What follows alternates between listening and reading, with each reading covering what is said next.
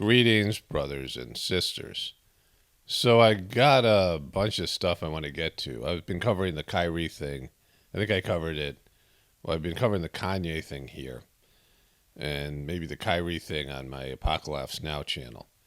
I did a long video yesterday, and there's been developments. And so today I had scheduled to do JoJo Magoo's epic speech, which I'm still going to get to, because he talks about the nature of reality. And I'm going to do some long narratives within the framework of the video. And I just want to start off with the headlines. This is weaving into things I covered on my other channel yesterday. You know, I'm alternating days, and they're all weaving together. And so it says here, Nets suspend Kyrie Irving after he failed to say he has no anti-Semitic beliefs. We'll get into that and what that means to Kanye, and then what they believe, because what they believe is important, because this is all about people's beliefs, right?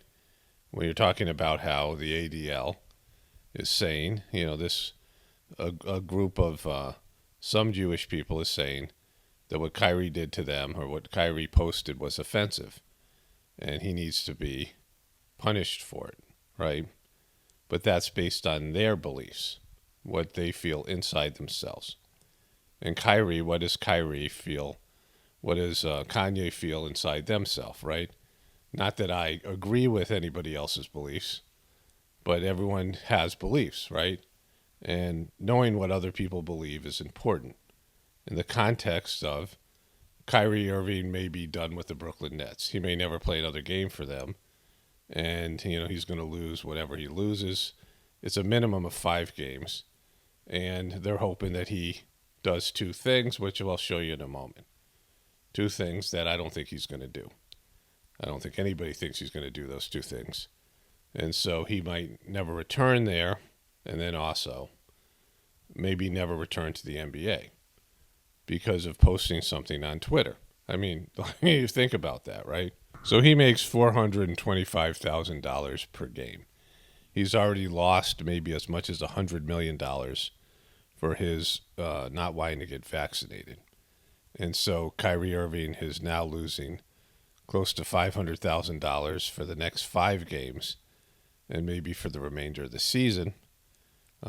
Whether they can not pay him for that will be fought amongst lawyers and things like this.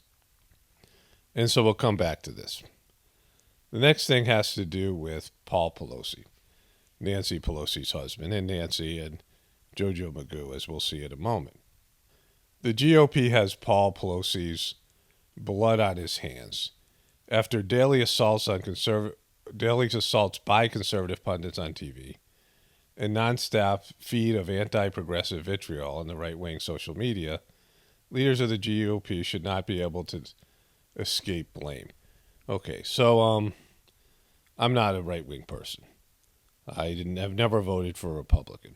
I'm not a Republican person, and I don't subscribe to the right-wing beliefs, right? I do agree that this story is complete BS, right? And it's just, you know, the story about what happened, the official story of Paul Pelosi and David DePape.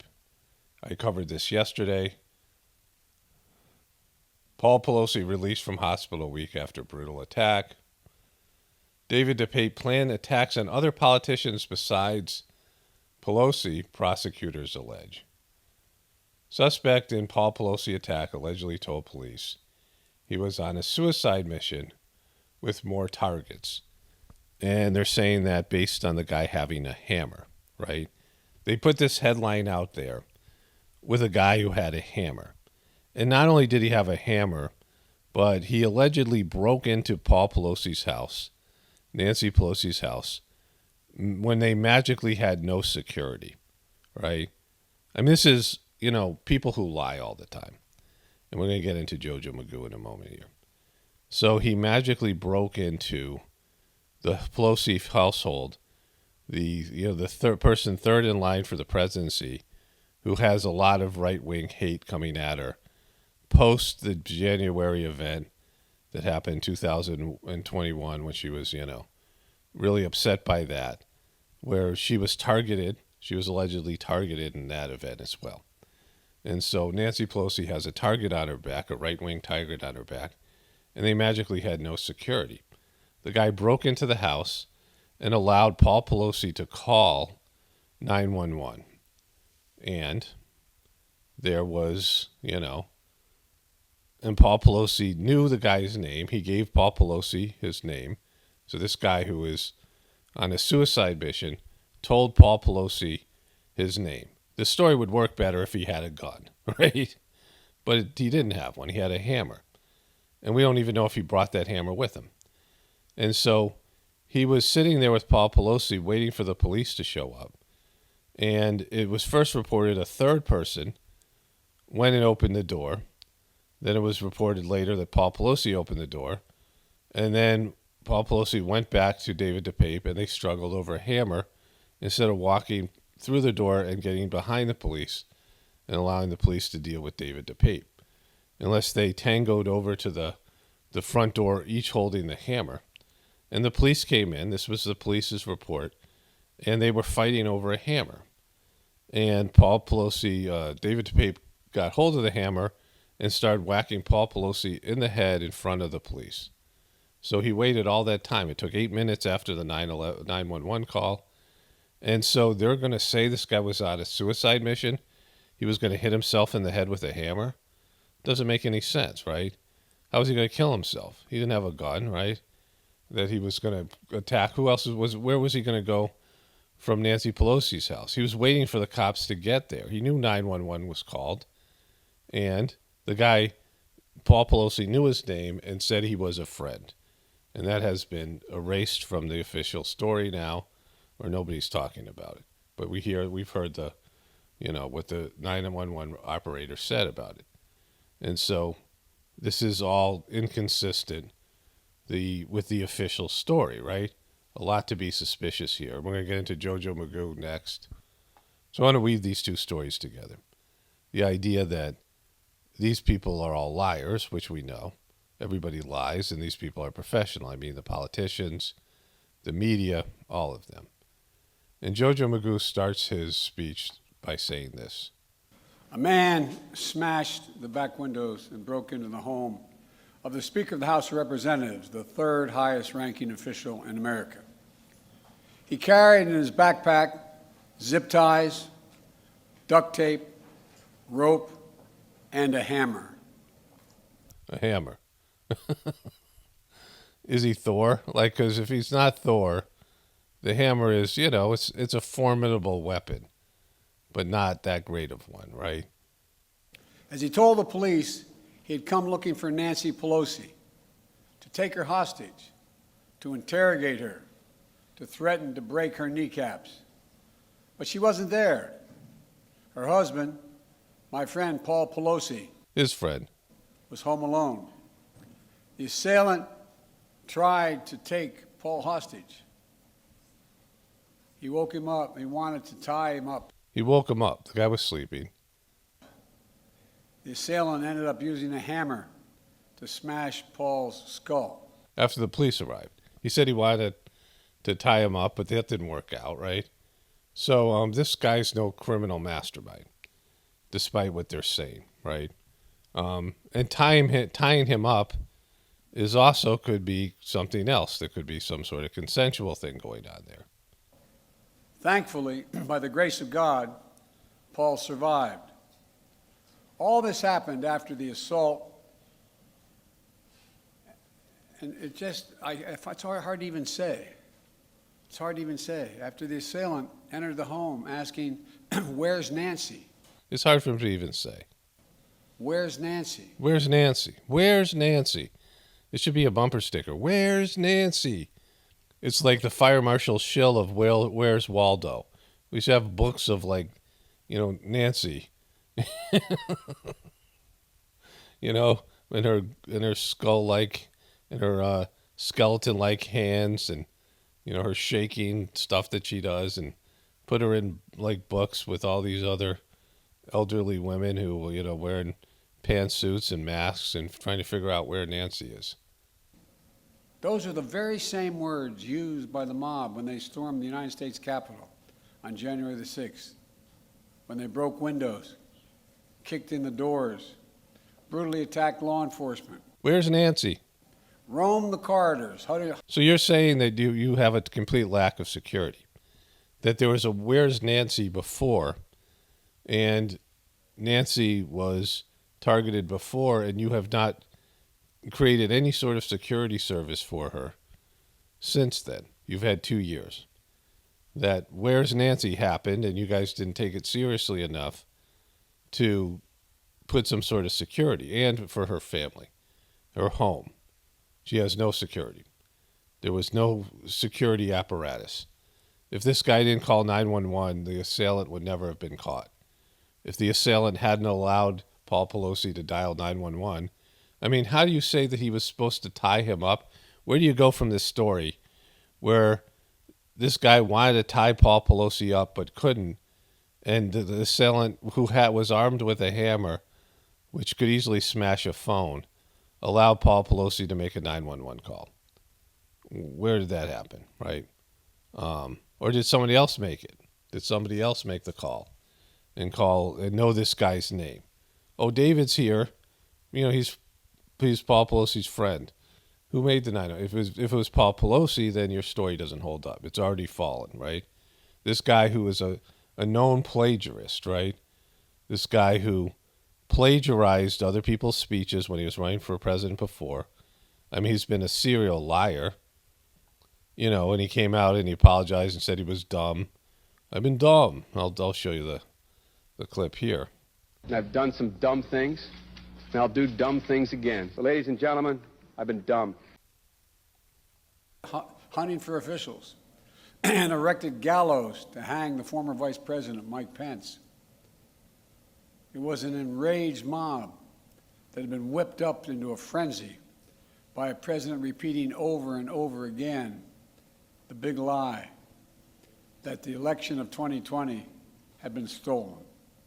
Okay, so let me do my big lie compilation here because it's funny. And then there's a compilation of JoJo Magoo in a speech where he said Trump's name 24 times because that's all they got is Trump. When your government is failing, and again, I'm not a Trumper, not a Republican, but when your government is failing, you can only blame somebody else, right? When you're a failure as a human being, you can only blame other people, right? So let's run those. Let's run that montage here. Is a lie, but this lie, his big lie, the big lie, his own big lie. The big lie. I doubt any of them are stupid enough to believe the big lie. Of the big lie. By the big lie. Deranged by the big lie. Continue to perpetuate the big lie. That big lie and the big lie, because the big lie. The big lie is the big lie is the big lie. this whole big lie election. There is a new big lie making the rounds. And big lies, a big lie. These big liars is the big lie. The big lie is just that, a big lie. President Trump told a big lie, one of the biggest ever told. This big lie is perpetrate and act upon the big lie that Donald Trump perpetrated the big lie in the face of provable lies. Lies that right now are Continuing. Big lie. Trump's lies. Conspiracy theorists would rather travel across the country in service of the big lie. extraordinarily dangerous to spread the big lie. Oppose the big lie. Standing against the big lie. Yeah, I said it. We know that the big lie was cooked up. You got the big lie. About the function of the big lie. Have been banned from sites like Facebook and Twitter, but his interviews with right-wing media where he continues to repeat the big lie. They're part of the big lie. Goebbels and the great lie. You keep repeating the lie, repeating the lie. Big lie.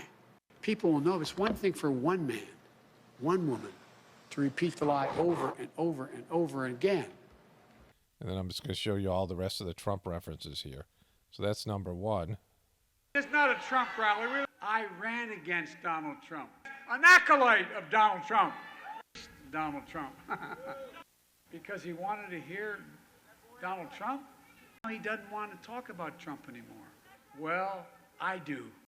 More on Donald Trump and election integrity. He puts the word Trump, just leveled by Trump. Trump did the same thing. That's who Donald Trump is. Many of you were there. Some of you risked your lives. The anger, the rage. To Donald Trump, no. To Trump to have swallowed former President Trump's horses, Donald Trump. Donald Trump is the only president. Donald Trump, I love this one. Trump to Donald Trump. He won't stand next to Donald Trump. He won't allow Donald Trump. He's willing to pledge his loyalty to Trump. Is there a problem with Trump? So vote. Vote early. Get 5 of your friends and family to vote. Okay, so as we move forward with this video, what this video is about is people who don't believe in the official story have been demonized. And it's very simple, right? Who are you going to blame for somebody not believing you if you're a liar? Who are you going to blame for people not trusting you if you have betrayed their trust? Who are you going to blame? You're going to blame yourself?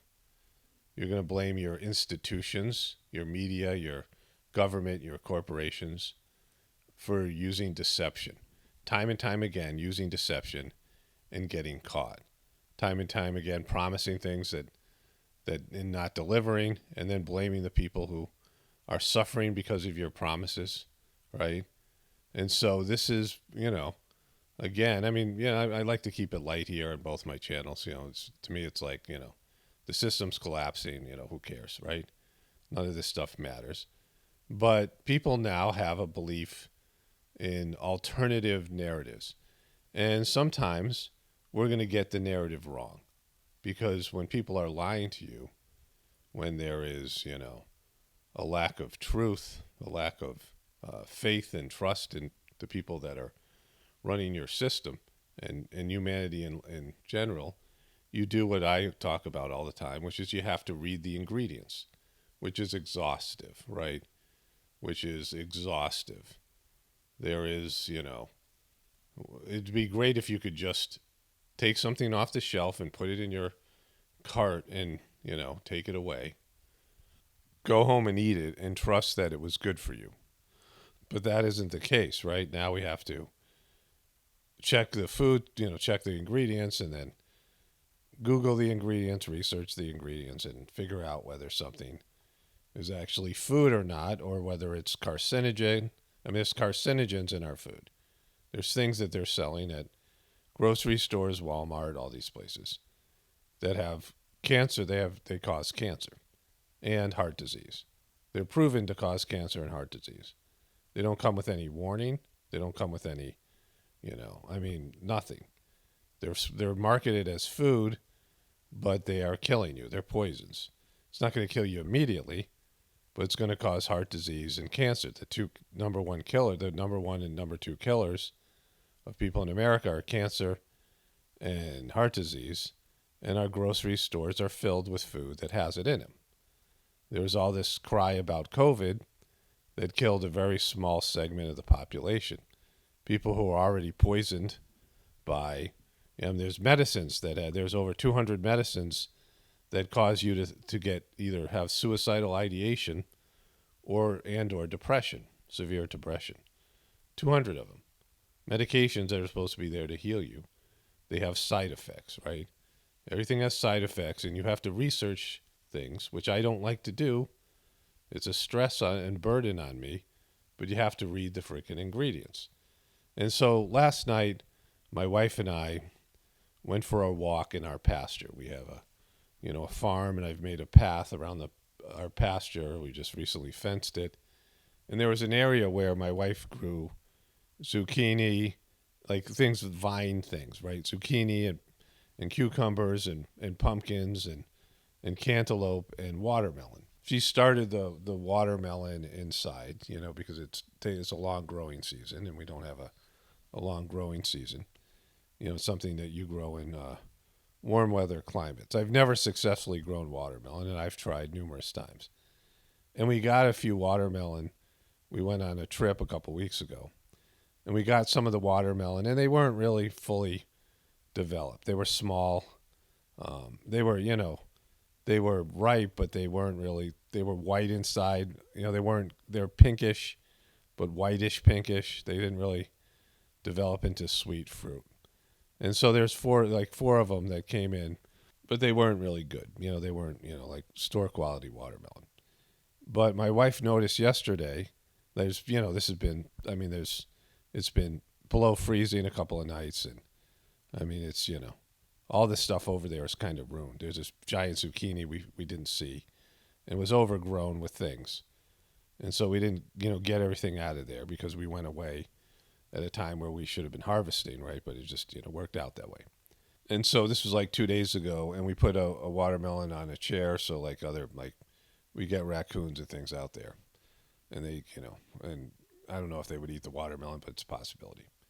And we forgot to bring it in that night, but we brought it in the following night. I brought it in yesterday, and then I cut it open, and it was actually the best, ripest one, and it had good quality fruit in it, right? And it had good seeds. Now, most of the times we buy watermelon at stores, they're seedless, but the seeds in the watermelon were easy to chew, right? But I was concerned because I know there's a number of fruit, apples, and apricots that have small amounts of arsenic in the seeds, right?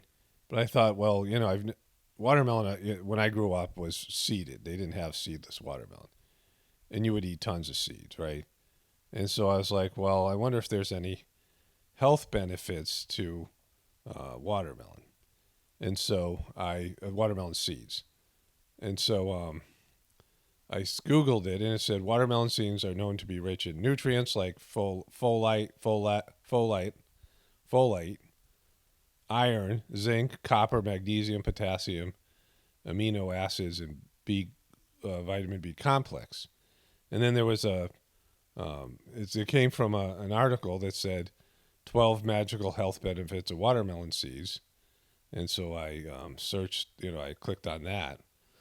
And some of the benefits had to do with one's respiratory system. And of course, zinc and things that are in it helped with somebody's immune system. So there's these seeds, watermelon seeds, that have been taken out of our, genetically modified fruits that have been, they're probably not GMO, but they've been hybrid. They've been, bred to, they've cultivated them to get rid of their seeds. And these seeds have all kinds of health benefits, right? And, I was thinking about, my wife was eating the seeds, and I told her, and she said, yeah, wow, the seeds are good. We both noticed they were different than, it was a small watermelon. The seeds weren't as hard as the normal, big watermelon seeds. So there was that. But that's where reading the ingredients and a lack of knowledge and awareness of things that have nutritional benefits, whereas the food that we were given is devoid of those things, which leads to people being unhealthy and having weak immune systems, and then something like COVID sweeps in, and, the rest is history. So as we move to the Kyrie Irving and the Ye thing, as we go, we're going to put these two things together, and I'm going to show you the whole speech with JoJo Magoo, because I started watching it the other night, and he was talking about our unwillingness to accept their reality. He's talking about reality, like the very fabric of reality is at question, because their reality, which is based in lies and liars, and our reality of questioning them and not believing in the official story. And we're not the problem. We're not the problem because they have been proven liars. If you lose trust and faith in somebody, you're not the problem, right? And this has happened to me personally with the current president of the Heartfulness Sahaj Marg organization, which is the most important thing to me, the one thing I believe in, has done, bad stuff. Got involved with a scam, he's lied and been deceptive, made poor choices. And my so-called brothers and sisters, many of them, turned on me for making videos about it, instead of turning on him because he's the one who got caught lying and being unmasterly, right? And so when a leader, somebody who is in the leadership position, acts in a way that is deceptive and isn't transparent and continuously lies, and then uses various types of, gaslighting and manipulation to force you to believe their lies, even though everyone knows they're lying and they're liars. And anybody who says that they're liars is considered a demon, an evil person, is demonized, right? I mean, that's what we're talking about here. And that's what's happening to Kyrie Irving and Ye, and whether they're, whether they're right about what they believe or whether they've done things that are mistakes, their mistakes aren't as bad as the people who are in power, who lie constantly. And so with this David DePape thing, this Nancy and Paul Pelosi thing, what JoJo Magoo is saying here is that she has been victimized, and Trump and his people, this is, the media saying this, are the villains. Trump has inspired somebody, just like Kyrie is inspiring people to hate Jewish people by posting something on Twitter. He's responsible. Trump and Kyrie are responsible. But the story doesn't add up, and it's changed over and over again. And the other narrative that's, to me, much more believable, again, like I can't prove it, but neither they can't prove they can manipulate the facts and come out like an authority. But the more believable story is that David DePape and Paul Pelosi were lovers, that they were somehow engaged in sexual activity, which is, there's information out there that's being suppressed that's consistent with that narrative. And so if you take the two narratives, these possibilities, why would the Democratic Party and the news media lie about him being his lover, right? Because they're not so-called homophobic, they're liberals, and they're not, against that sort of thing.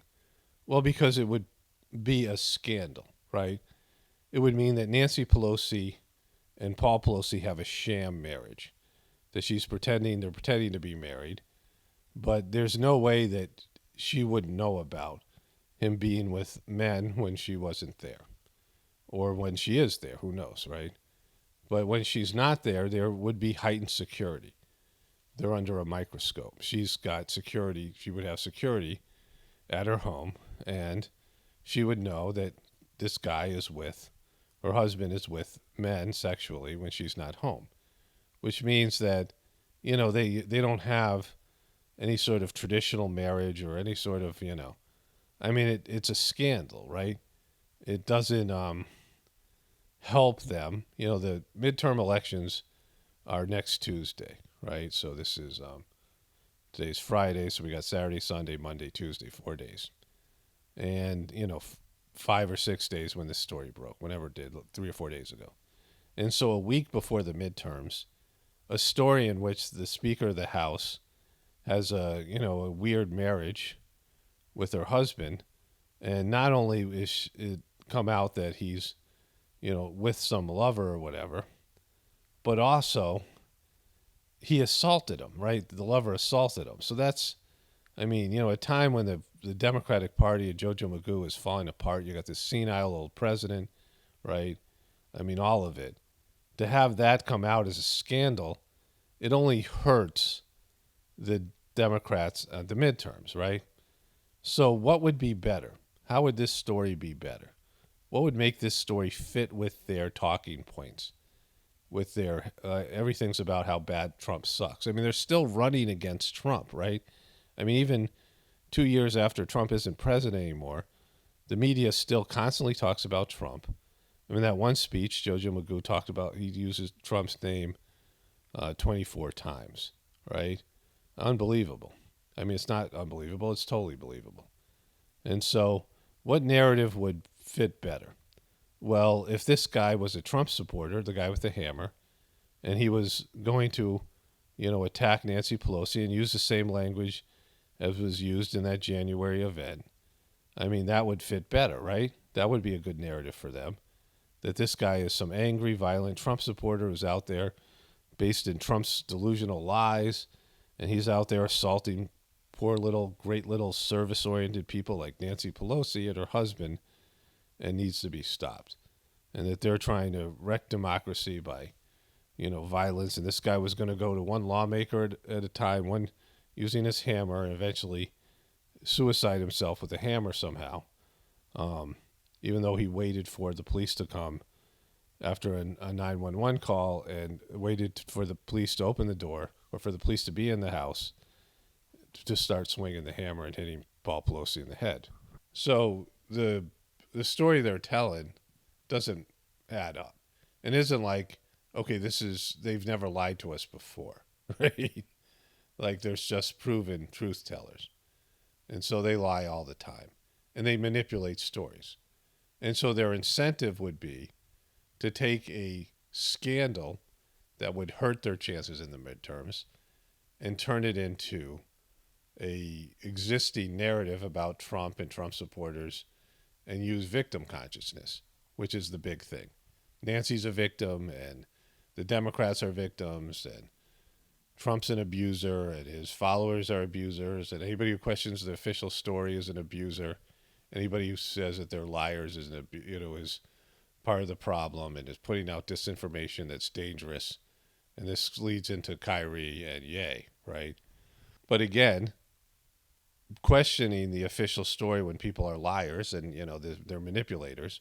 And it's much more believable to think that this guy had some sort of previous relationship and this was some sort of lover's quarrel than it is that this guy was some sort of Trump hammer-wielding Trump supporter that was going on some, rampage with his hammer and his zip ties and waited for the police to get there because he's a criminal mastermind, right? And this, villain they're trying to make this guy into, they did the same thing with Trump.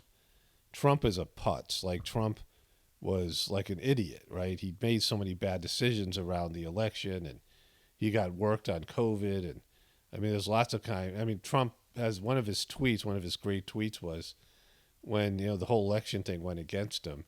And he said, what kind of way is this to run a country? He did like the middle of the night. And so you can't be both a dope and incompetent, which they've fed into that narrative that Trump was incompetent and a dope and also a mastermind. You can't be a screw up and create a coup. And all these dopey QBs, these idiot QBs that went up there and Trump supporters and, we're posting these pictures, that guy, the QB shaman, like right, all these guys. And so you can't be both. And so this guy, David DePape, who comes in with zip ties and a hammer, the thing's a joke, right? He's no criminal mastermind. He attempted to tie Paul Pelosi up, and Paul Pelosi ends up calling 911. Well, let's get the full story here. You can't portray him as both things, as a crazy person, an idiot, and a criminal mastermind.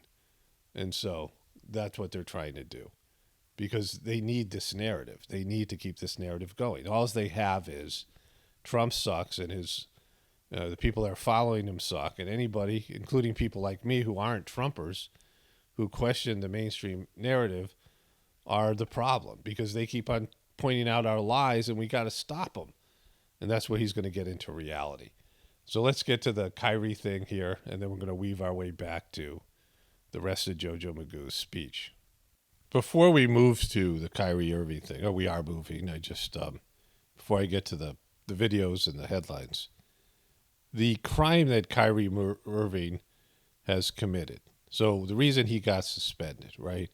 The original mistake that he has supposedly made by the powers that be is that he posted a link to a documentary that said disparaging things about Jewish people. And what we're told that he did wrong was he promoted something on social media that shouldn't be promoted, right? So that's his mistake. He's made mistakes since then, but that original mistake of promoting something, putting something up on Twitter, that had bad information in it, hurtful information, was his crime. He was promoting something. But the hypocrisy that is the media, the sports media, the news media, the ADL, and the NBA itself, and the New Jersey Nets is the way that they have handled this. This has been maybe the biggest story of the past week or so. The two biggest stories are David DePape, which is, we just covered that. That's questionable. And this thing with Kyrie Irving, which comes from the Ye stuff that was, the Ye things that he said that were What they're saying is anti-Semitic, right? So if Kyrie Irving's crime is that he promoted something that's anti-Semitic, then the news media and all the people I just listed, the NBA, the ADL, are more guilty of that same crime. They have promoted this documentary and Kyrie Irving's posting of it more than Kyrie Irving did. This is totally easy to understand. Anybody should be able to understand this. I wouldn't have heard about this, and most of you wouldn't have heard about this. How many of you guys follow Kyrie Irving's Twitter page? I don't, and most of you guys don't. And so if this was never discussed by the media, then only Kyrie's supporters, many of whom believe this stuff already. They have similar views about who's the true Semitic people, which is what we'll get into in a bit. This is a different belief, something that both Ye and Kyrie believe in. But I would think the majority of Kyrie's followers are used to, some of them are just basketball fans, sure. But they're not going to watch a 3-hour documentary. I mean, the trailer itself was off-putting. But I would have watched this documentary if it wasn't 3 hours long. It didn't cost $47, and the trailer didn't suck. Like, I can tell I'm not going to enjoy it. I'm not going to agree with what's presented in it. I'm not, I don't like the way it was constructed. I've talked about this so much. I don't like when people use manipulative music and explosive, over-the-top sort of effects to talk about something that's supposed to be a truther type of thing.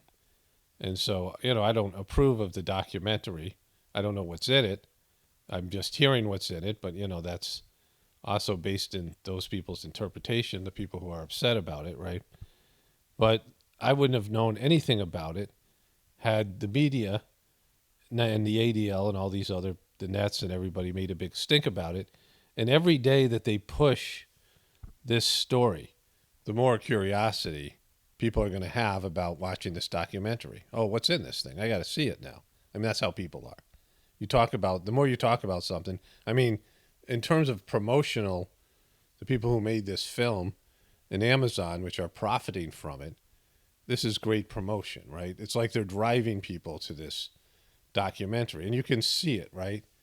Like there's ways of, so let me switch over to my other app here. It says here, Hebrews to Negroes, Wake Up Black America uncovers the true identity of the children of Israel by providing true authenticity of Abraham. And they're saying that the original Jews were black. This is something both Ye and Kyrie Irving believe, which I'll get into in a moment. But here it is on Amazon. And on IMDb, it has two stars. On Amazon, it has almost 5 stars. So the people who are watching it are liking it, right?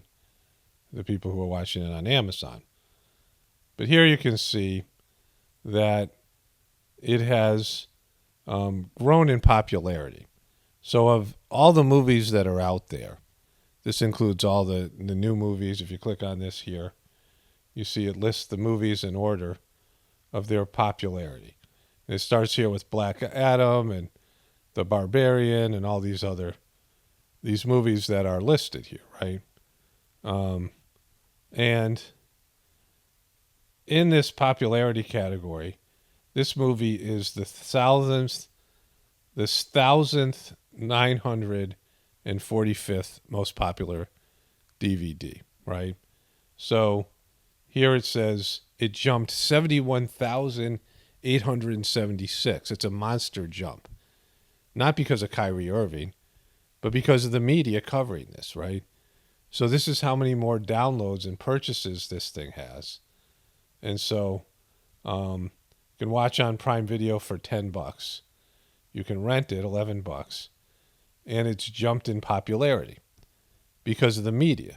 The ADL, the Nets, the NBA, everyone is covering this. All these sports pundits who keep on talking about this have promoted this movie far more than Kyrie Irving. So Kyrie Irving's crime, they're all more guilty of it. They should all be suspended. They should all be forced to apologize for this so-called anti-Semitic movie. And the issue is here, why are they not coming after Amazon to get rid of the movie, right? Why are they not making Amazon get rid of the movie? Because it's supposed to be anti-Semitic and hurtful. It has a platform. And then again, it also has a platform here on YouTube. You never thought. So this is where it exists on YouTube. There's my video from yesterday. There's where it exists on YouTube. And so, you know, I don't even understand how that's possible. And it's been up for 2 hours. Maybe they'll take it down because it violates community guidelines. But you can watch it on YouTube even. And so it's got 300 views in 2 hours. And there's a channel here that they have. This is their channel. They've posted this video, I don't know here. It's a different video. This one's only 2 hours. This is volume 2. And so I'm not sure what's happening with all this. But if you search, there's the trailer and things. So this thing has a platform.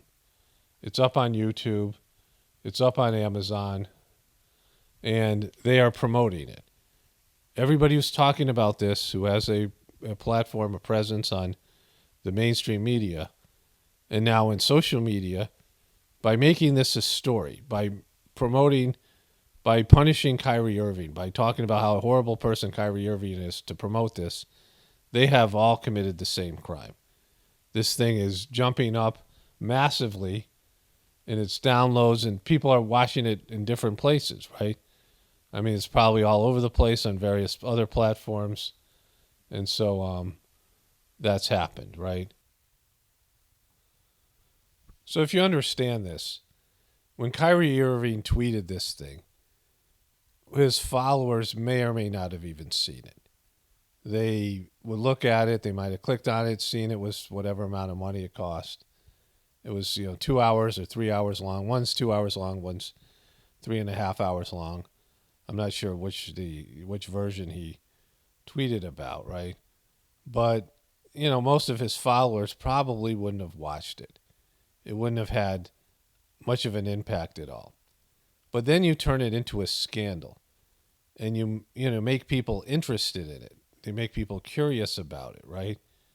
And all of a sudden, I showed you there's one guy, he was a pundit on one of these ESPN sports shows that was saying he watched the whole thing because once he heard about it, he had to see it, right? Because there was a scandal. A scandal makes things more interesting.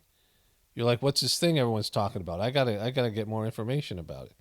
I mean, so much so that it jumped 71,000, places. It went from being, 73,000th most popular movie to the 2,000th most popular movie on Amazon. I mean, even more of a jump than that. And so it went up significantly in the amount of people who watched it. So now it is famous, right? It's been promoted much more so by everybody else than Kyrie Irving.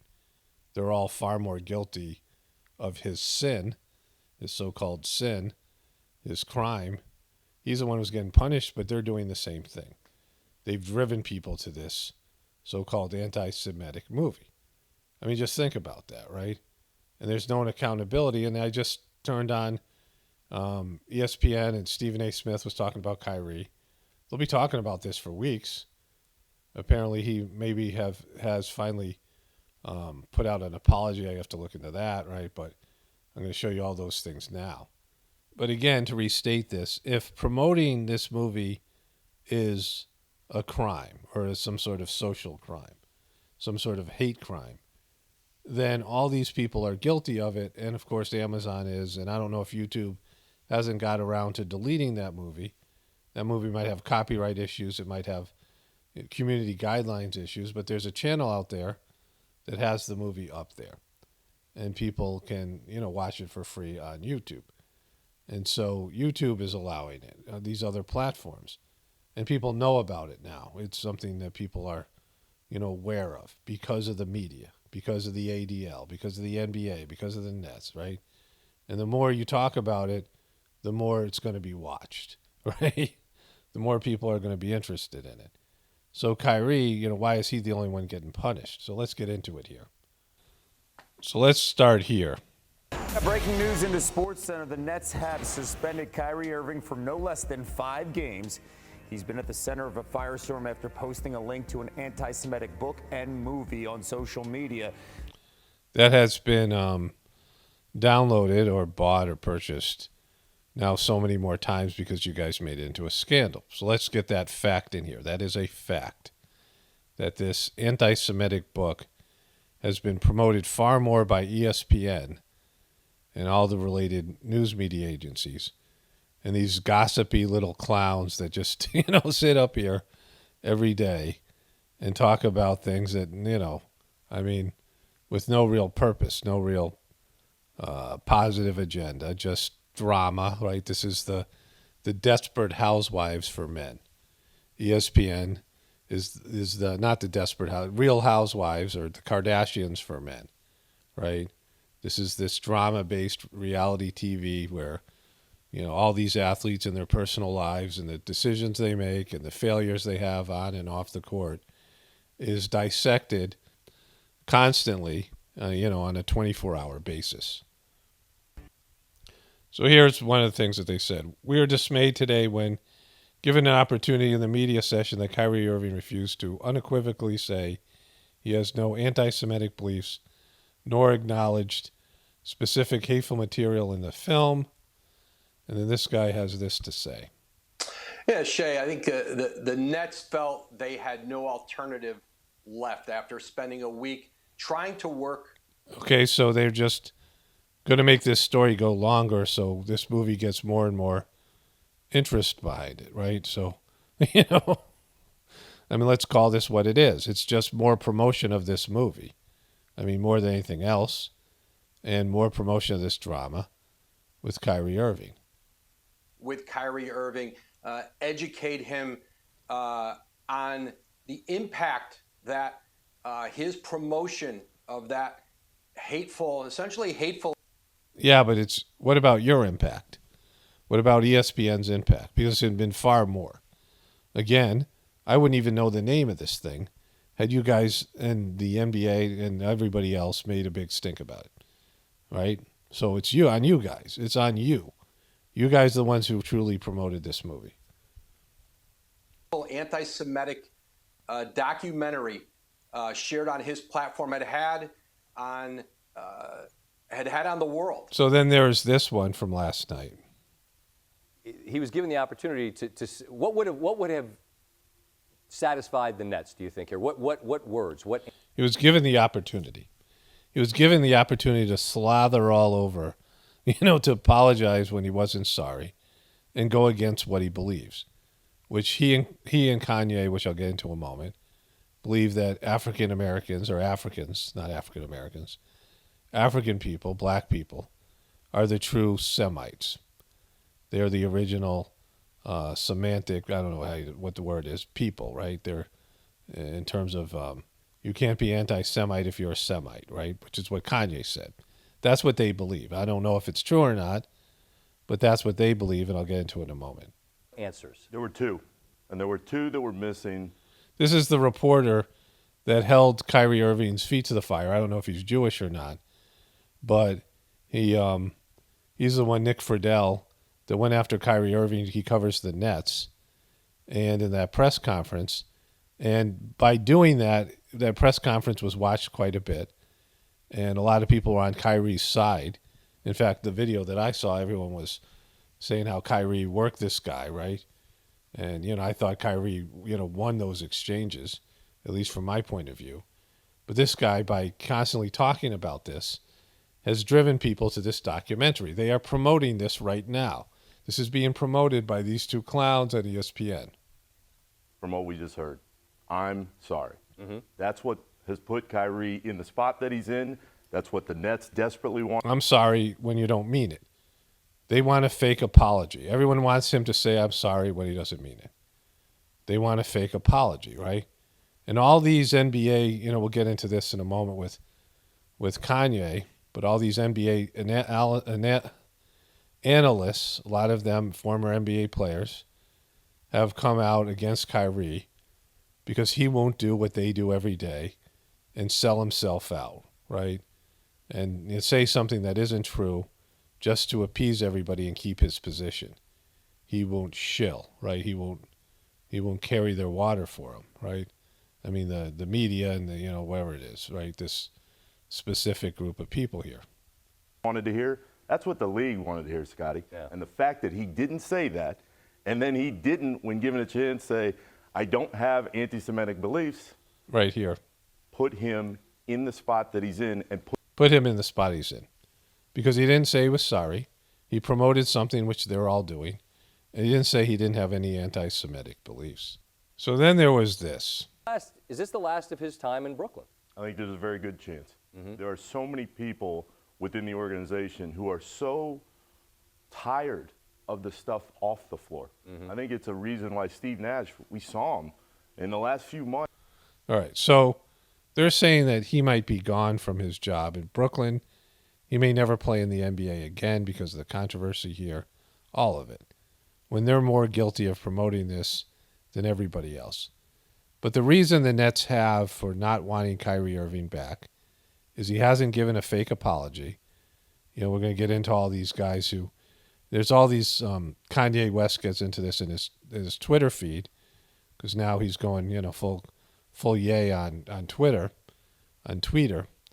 And there's these people like Shaq and Charles Barkley and Reggie Miller who, they're like, why don't you just give a fake apology, right? We'll get into that, because that's what they would do, sell out your beliefs. And also that he won't say that he's not anti-Semitic. And the reason he keeps on giving, and something that Ye said as well, here's what Ye said: you can't be anti-Semite when you know you are a Semite. This comes from the dictionary here on Google.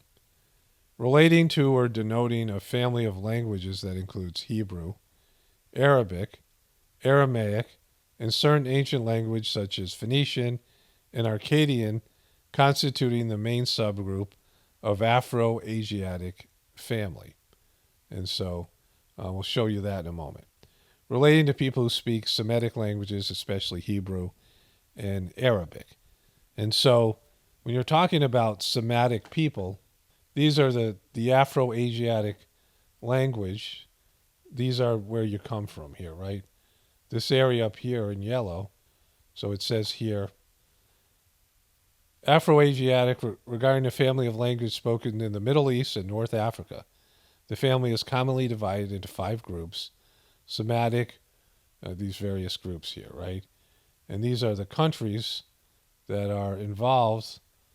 What are the Afro-Asiatic countries? Chad, Nigeria, Sudan, Egypt, Algeria, and Ethiopia.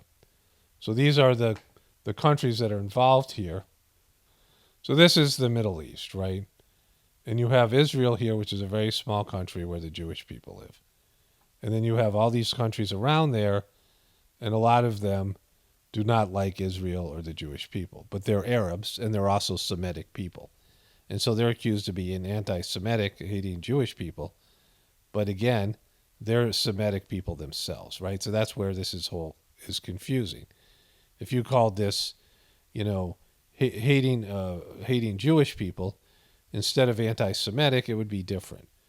But these people all, we have Libya that was destroyed by the UN and America, and that horrible war, and these countries here that have both Arab people, dark-skinned Arab people, and African people, like African American people, come from Africa.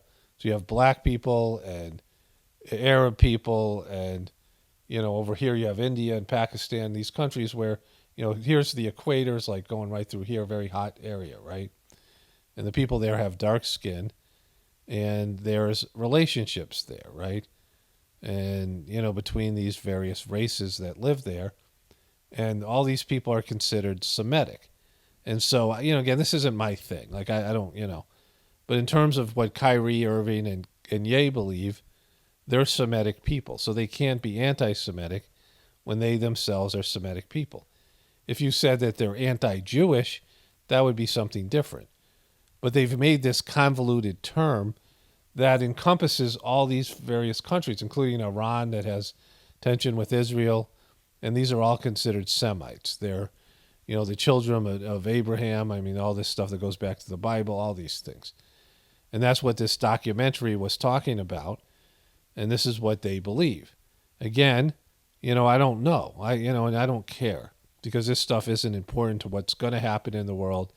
It's not important to the spiritual soul aspect of each person beyond their physical race and their I don't care about my history. I don't care about my ancestry. I don't care about it. Like, American history, I guess, ancient history, sure. The alien stuff. This stuff is, very biblical, and I'm not all that interested in it. But Kyrie and Ye are. And they have a case here, that, it's basically said here that Semitic people all of these people are Semitic people.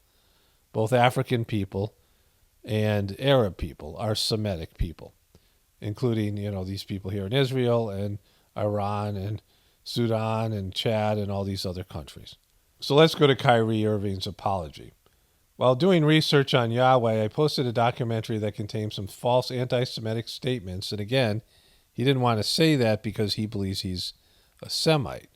And so narratives and languages that were untrue and offensive to the Jewish race and religion.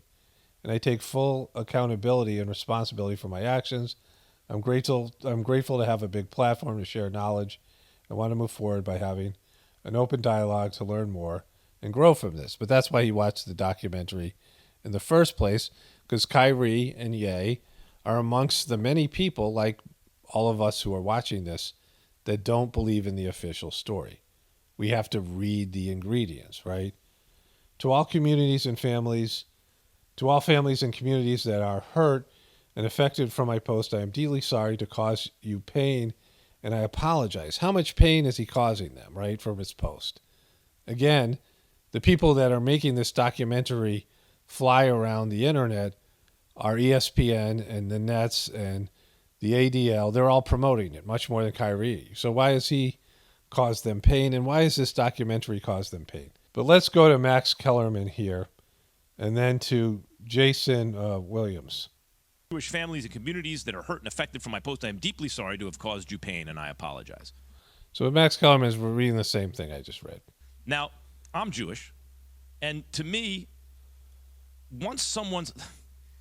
unless you want to do a deep dive into the subtleties of his own personal beliefs, including religious and sociological and political feelings, at a certain point you turn the page.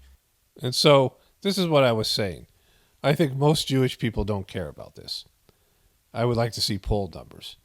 But I can't imagine there's that much outrage in the Jewish community about him posting something that's available on Amazon, may be available on YouTube, at least it is for now. And so it's available. People can buy it and read it.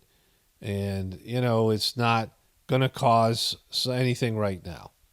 Later on, when the system collapses, it might cause people to blame Jewish people, like, Kanye, Ye stuff, whatever. I mean, that might happen later on. But right now, it's not going to result in any action.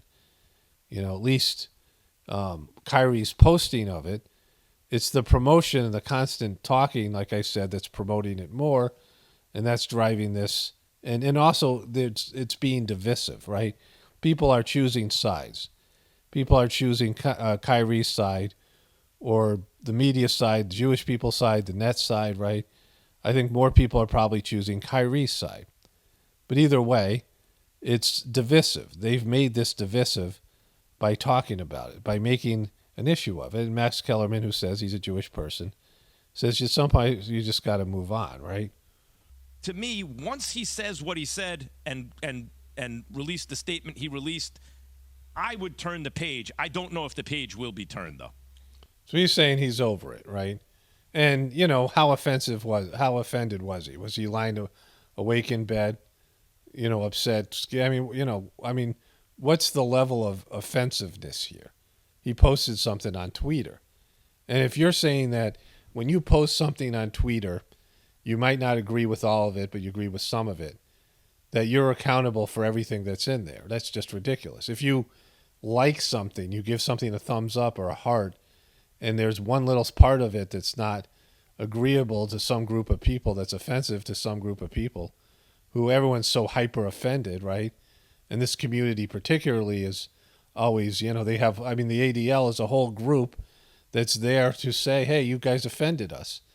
A well-funded group that's like all about, defending or saying, hey, this is offending us, and then moving towards silencing and getting a fake apology and making somebody cave to you're being offended, right? This is what this is all about. So to those of us that don't believe in the official story, and most people don't believe in the official story to one extent or another. Most people know the government lies, don't trust the government, don't trust the media, don't trust Hollywood. They don't trust, each other, right? Don't trust your, local, whatever it is, right? Don't trust your spouse in some cases, your family members. So there's a lack of trust in our fellow human beings, and don't trust ourselves even, right? And so people make bad decisions. But then there's people who realize the official story is, maybe not 100% untrue, but it is based in deception and lies and manipulation, and historically. And some of those people want to know the truth. It's not everybody, maybe 30%, right? And we all have ways of going about that. And I, certainly include Kyrie in this, Ye as well, I guess, in terms of celebrities, at least characters in what we call the show. And to those of us who don't believe in the official story, and we're going to get into this with JoJo Magoo at the end of this thing, when he talks about that we're unwilling to accept reality, their reality, the reality of the people who control the system, the worst people, the liars, the most, adept at deceiving other people.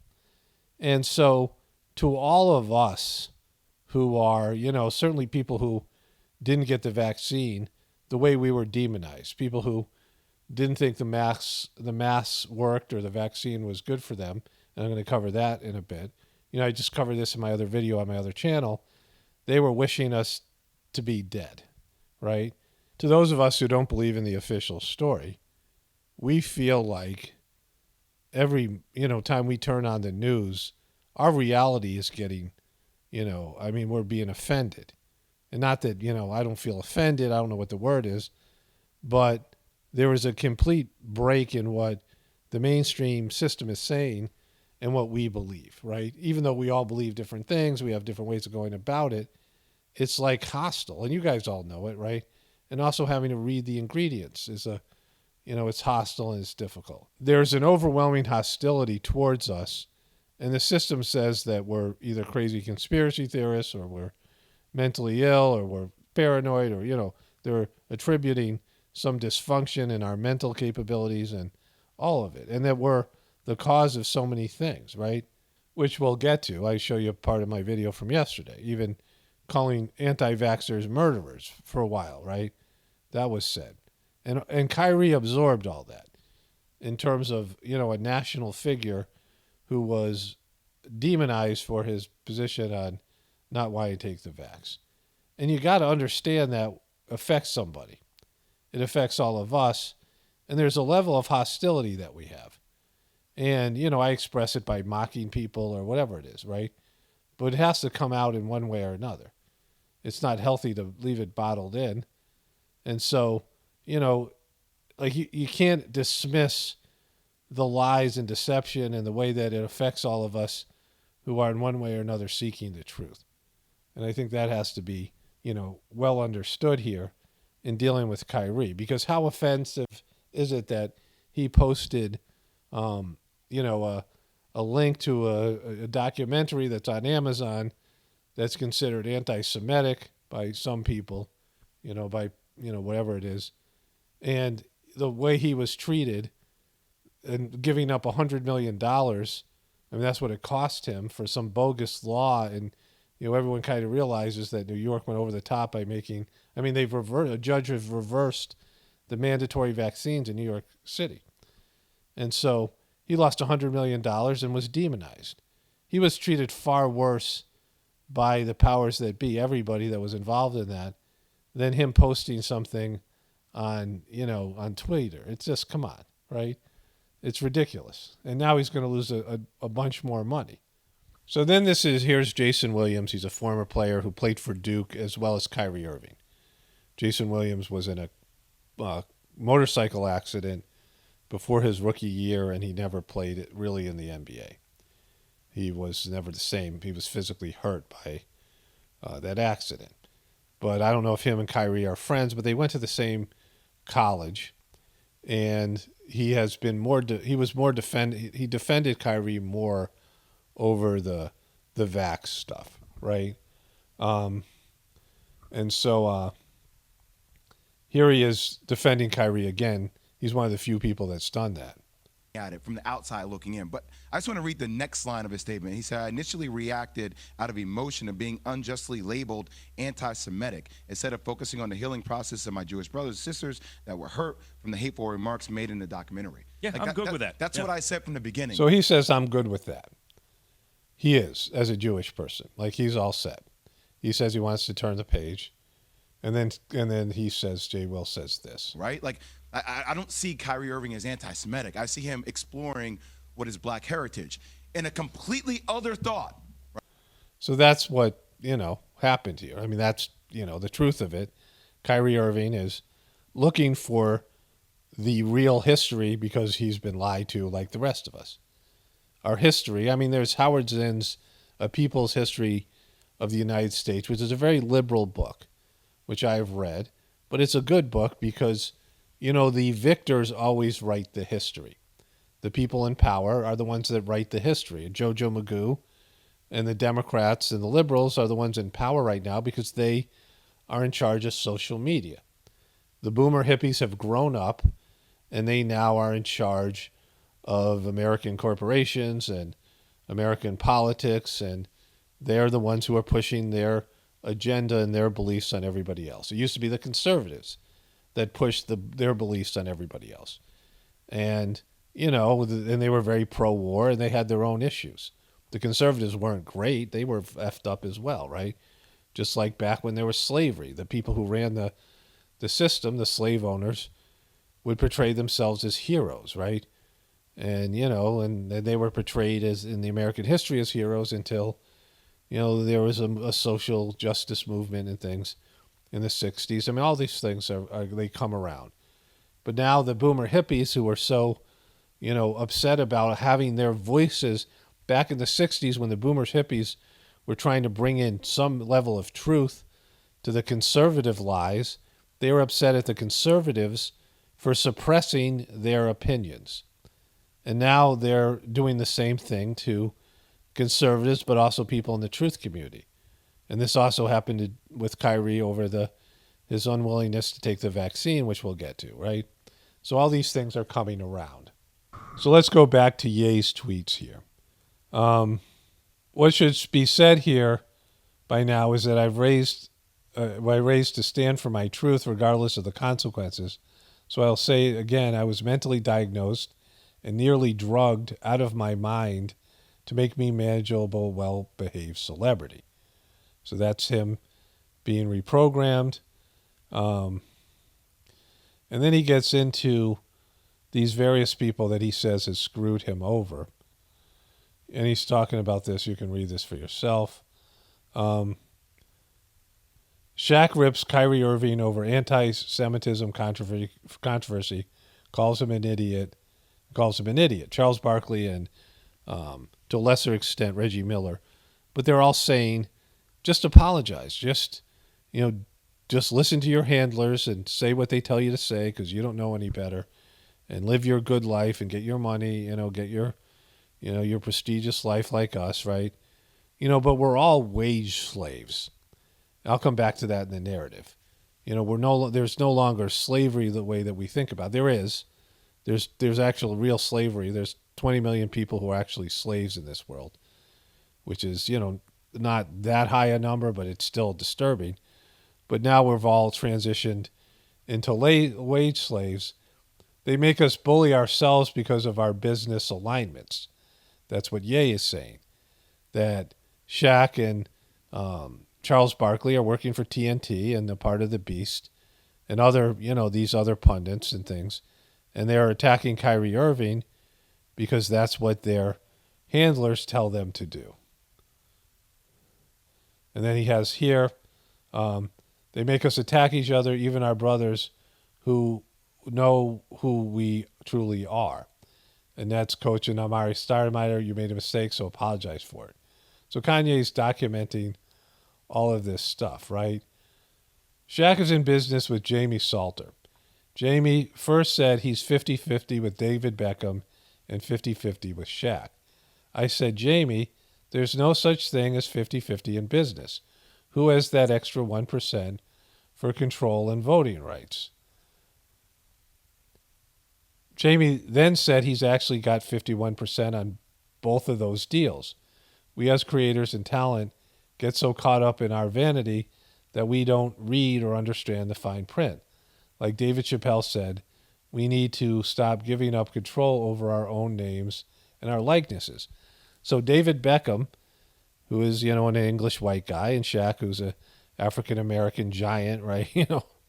I consider these guys, have you ever seen people who are, I saw Manute Bol in college, and, I've seen some of these, when you play against people who are, 6'11", 7 feet, you're like, how is this? They're different, it's like I would consider them giants, right? Like legitimate giants, but it is what it is. But this guy has 51% in their brand and their name. He has control over them.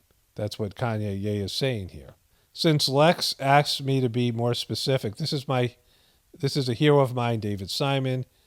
He's never done anything wrong to me, and neither has Jamie. I know this is random to post while I'm at war, but I have to say I love David Simon. Now let's move on to Scooter. I'm a bit sleepy, but tomorrow I promise I will be more all love speech, guys. I promise. This is Scooter Braun, who's Justin Bieber's handler, whatever, the guy who discovered Justin Bieber at 2 o'clock in the morning. So to continue on here with Kyrie's apology, and this is an ongoing, developing at the moment story. Stephen A. Smith just punked himself, right? And I'll get into that about Kyrie.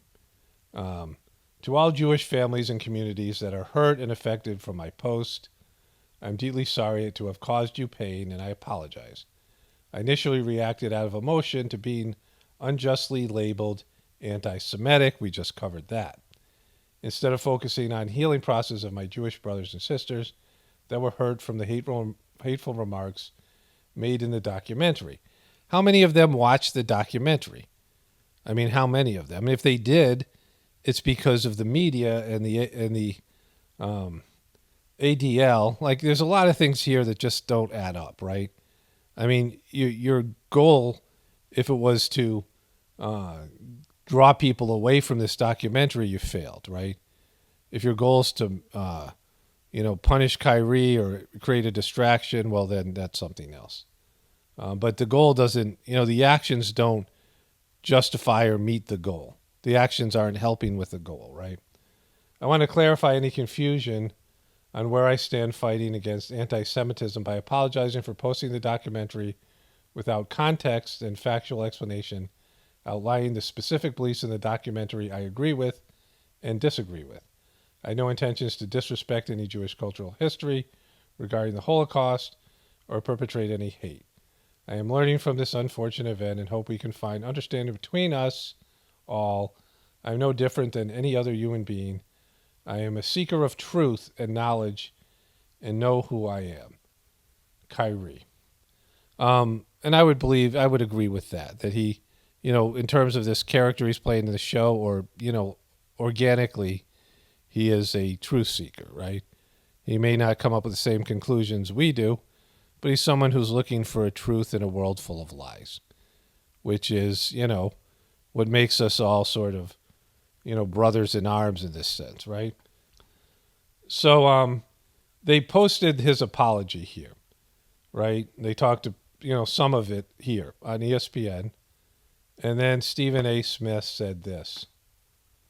You're watching him disintegrate before our very eyes. He's not disintegrating, right? I mean, that apology wasn't good enough for you guys. Like this is what Kyrie was saying in the first place and what you said the other day.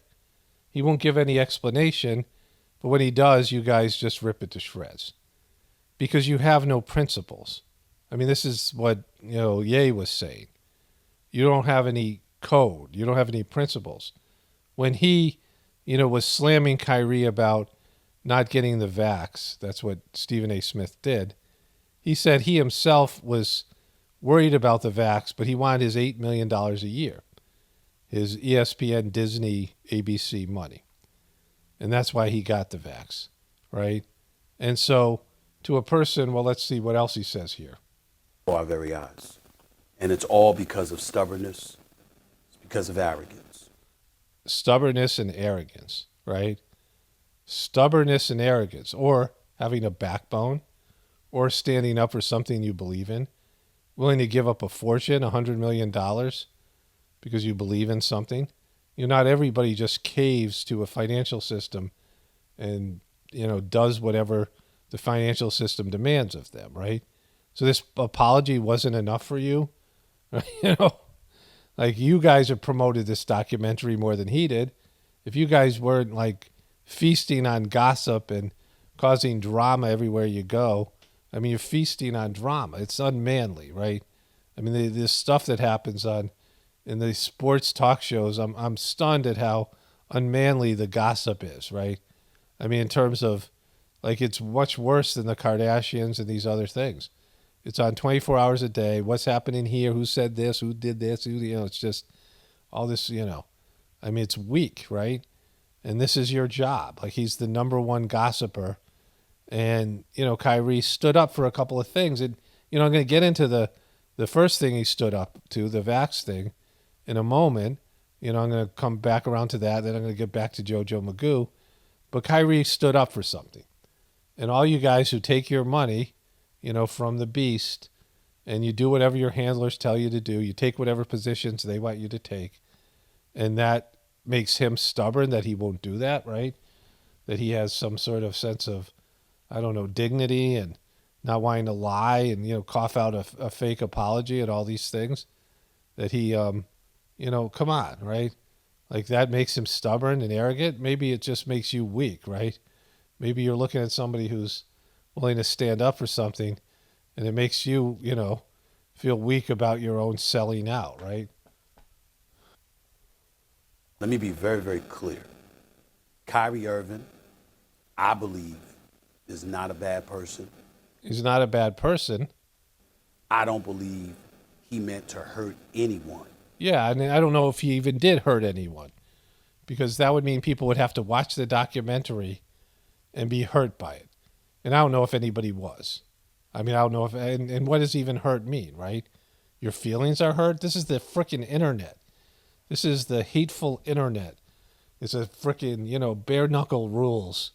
People get their feelings hurt every day, right? One of my first comments, people like when I rip commenters to shreds.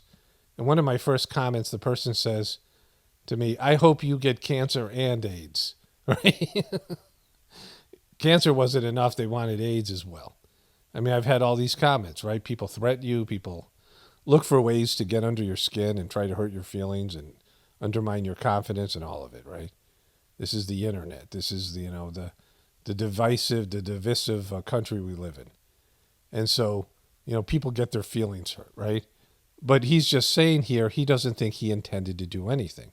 And he didn't. Does anybody believe that he intended this to happen? Does anybody believe that he was trying to hurt the Jewish community by posting that documentary? Was he posting it because he wanted to get back at the Jewish community? Why did he do it? What's his intention behind it, right? He watched the documentary and he believes some of the things in it, which he said in his Instagram, and he was excited to share it. Just like everybody else who watches a good video that they like, a truther video, and they share it with the people who are like-minded. He wasn't trying to go to the people that don't agree with him. He was going to the people that subscribe to his social media platform, his fans, people who agree with things he posts, people who agree with him, and there's lots of them. And so he wasn't posting it for you. He wasn't posting it for the Jewish community. He wasn't doing any of those things. I don't think anybody believes that, or really anybody who's being honest about it. And so his intention shouldn't justify the ending of his career. And that's what he's talking about. That's what the other people are talking about in this. He's already offered an apology now, and he offered the other thing, which is to basically say, I'm not anti-Semitic, which he said all along because he's, what appears to be factually a Semitic person himself, which is what, it says by definition that I just read you. This is what Ye believes, and this is what Kyrie believes. So how can you be anti-Semitic if you're Semitic, right? That's what Kanye said. That's what Ye said. And so, again, let's just, wrap this thing up here. Is that the same individual that wants to have power with his words, the power to influence and affect the lives of people, isn't taking the level of responsibility or absorbing the level of responsibility that comes with it. First of all, know what the... So, he's know what the hell you're talking about, he's going to say there. But what about your responsibility in promoting this documentary, which you keep on doing by talking about this? Everybody, like I just, I went through this already. I don't need to say it again. But you're promoting it. Nobody would know about it if you guys didn't make a big stink about it. You need things to talk about, and you never apologize to Kyrie for being wrong, which I'll get into in a moment. The way you mistreated him, this guy particularly, but all the other people at ESPN, over Kyrie unwillingness to get the vaccination. They called him stubborn then. They got into his personal choice with his, personal health care. And, other people did it. Other people didn't get it. Other people didn't want it in the NBA. But he was the one who was targeted. And this is spillover because of that. At a time where the midterm elections are coming and this acts as a distraction. I don't vote. I don't care. But that's the case. But these are these clowns here, right? So then he goes on to say that it's okay for Kyrie to talk about slavery and things that happen to black people. But it's not okay for him to do this. To denying what the Jewish community has endured and the kind of, the ridiculous theories that people try to throw out there, insinuations that the Holocaust didn't exist. Well, he already addressed that. Kyrie said in his apology that he, the whole thing about the Holocaust, I just read that to you. And so why are you even talking about that? Like, he's already apologized. Why are you going over this when he's apologized? You didn't get enough blood from him, right? You didn't get enough. But the thing is, let me get into this, and I want to do a narrative about this. And then get back into the vax stuff and some of these other things. So I did a narrative, and I saw First Take was on, and Stephen A. Smith was talking about this. I mean, they probably talked about this for an hour. And what he said, I got on my phone and recorded it because it was just easier. It's going to be poor quality. I'm not getting this off YouTube or something. But it's just, it's the best I could do. And he says things here. He lies. He out now just contradicts what actually happened. Let's get into it. Let's just show you what I'm talking about. But I do have that narrative, and I'm going out of sync here. But it just has to be done this way because of just the timing. I did the narrative, and then I ate lunch, and then I found this. So I'm, whenever I get things out of order, it messes things up a little bit, the flow of it. But you're just going to have to, bear with me here. Dare say that's problematic when it comes to Kyrie Irving because tough love is required where it comes in. I don't hate Kyrie Irving. I respect the hell out of him. I think that he's a good person, and I don't think his heart is in the wrong place. I don't ever believe that Kyrie Irving intentionally means to hurt anyone. You can hear my rooster, right? I had to get the dogs to stop barking because I had to turn the volume up. So I tried this a couple of times. But the rooster's in the background. But he's saying here he doesn't think that Kyrie Irving has a bad heart or that he intentionally tried to hurt anybody. So, this is a very severe punishment. And I don't think anybody really thinks that, right? It's just to control what people put on social media. I mean, this is, going back to the Alex Jones thing. They're doing everything that they can to punish people for posting things that are outside the mainstream narrative on social media. I mean, they want to send a message, and Joe Biden's going to talk about not accepting reality. And it's not reality. It's their delusional or illusional reality. Problem is that, again, he believes his level of intellect far exceeds everyone else's, that he's teaching you. He's the beacon of light. He's the enlightened one. He's trying to lift you up and pull you from an abyss and propel you to light, to enlightenment from the depths of darkness. That's how he thinks. It's very easy to accept the mainstream narrative. That's the easiest thing to do. We never fail to fail. That's the easiest thing to do, from the Southern Cross song from Crosby, Stills, and Nash. It's the easiest thing to do to just go along. I've talked about how exhausting it is to read the ingredients. And so all of us who break away from that, and, some of us just get it wrong. Like some people just get it wrong, go down even a worse delusionary track than the mainstream media. That's the problem with the truth community. Lots of people just put out bad information. Some people just gravitate to the wrong ideas and just don't get it. But people who, see that the mainstream media, just the whole mainstream narrative is a lie, right? All of us. And we try to talk to our friends and family and loved ones. It's a level of frustration because it's so easy for us to see. And they look at us like we're crazy. We're a threat to them. That's what's happening now. We're threatening to the fabric of their reality. And so that's how Stephen A. Smith misread this, right? Now, Kyrie Irving, he's been wrong on a few things, and he's got his own whatever issues. I don't, love the documentary. I mean, just the trailer sucks. And so I don't think this documentary is, I don't know. I didn't see it, so I can't really comment all that much on it, but it is whatever it is. I wouldn't, I don't believe the same things he does. But when you are coming from a place of truth, and Stephen A. is going to admit that he was right about the vax stuff, like in this next segment I'm going to show you.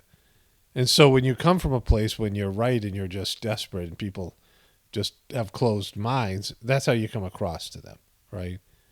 But Kyrie Irving has been right, and he stood up and he, whatever. Let's watch this next part. And because of it, it gets him in trouble. Now, he's not always wrong.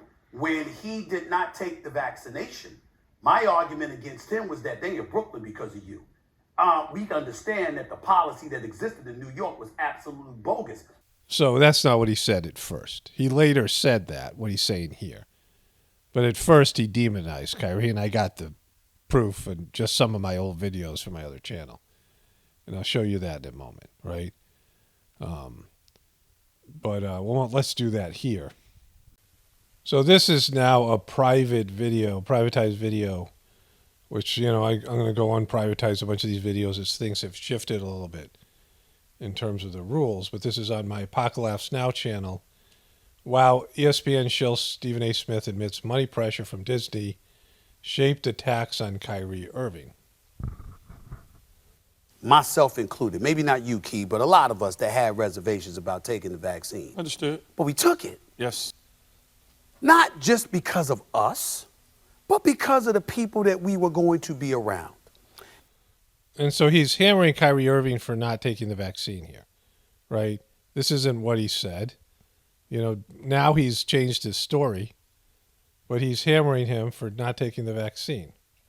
And more importantly, the obligations that we have.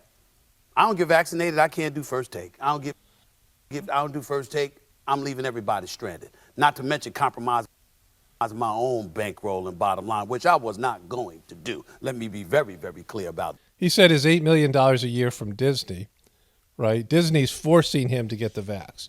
He's now saying that it was wrong for New York City to enforce its employees to get the vax. But Disney, ESPN fired a woman who didn't want to get the vax because she was pregnant, and she's fired. And so they fired people at Disney for not getting the vax, their corporation. He didn't take a stand. He said he has his reservations. In a world with Tuskegee, they experimented on these guys, these black guys, black people in Tuskegee, that famous experiment of giving them syphilis. And so there's a lack of trust in the medical community and the government.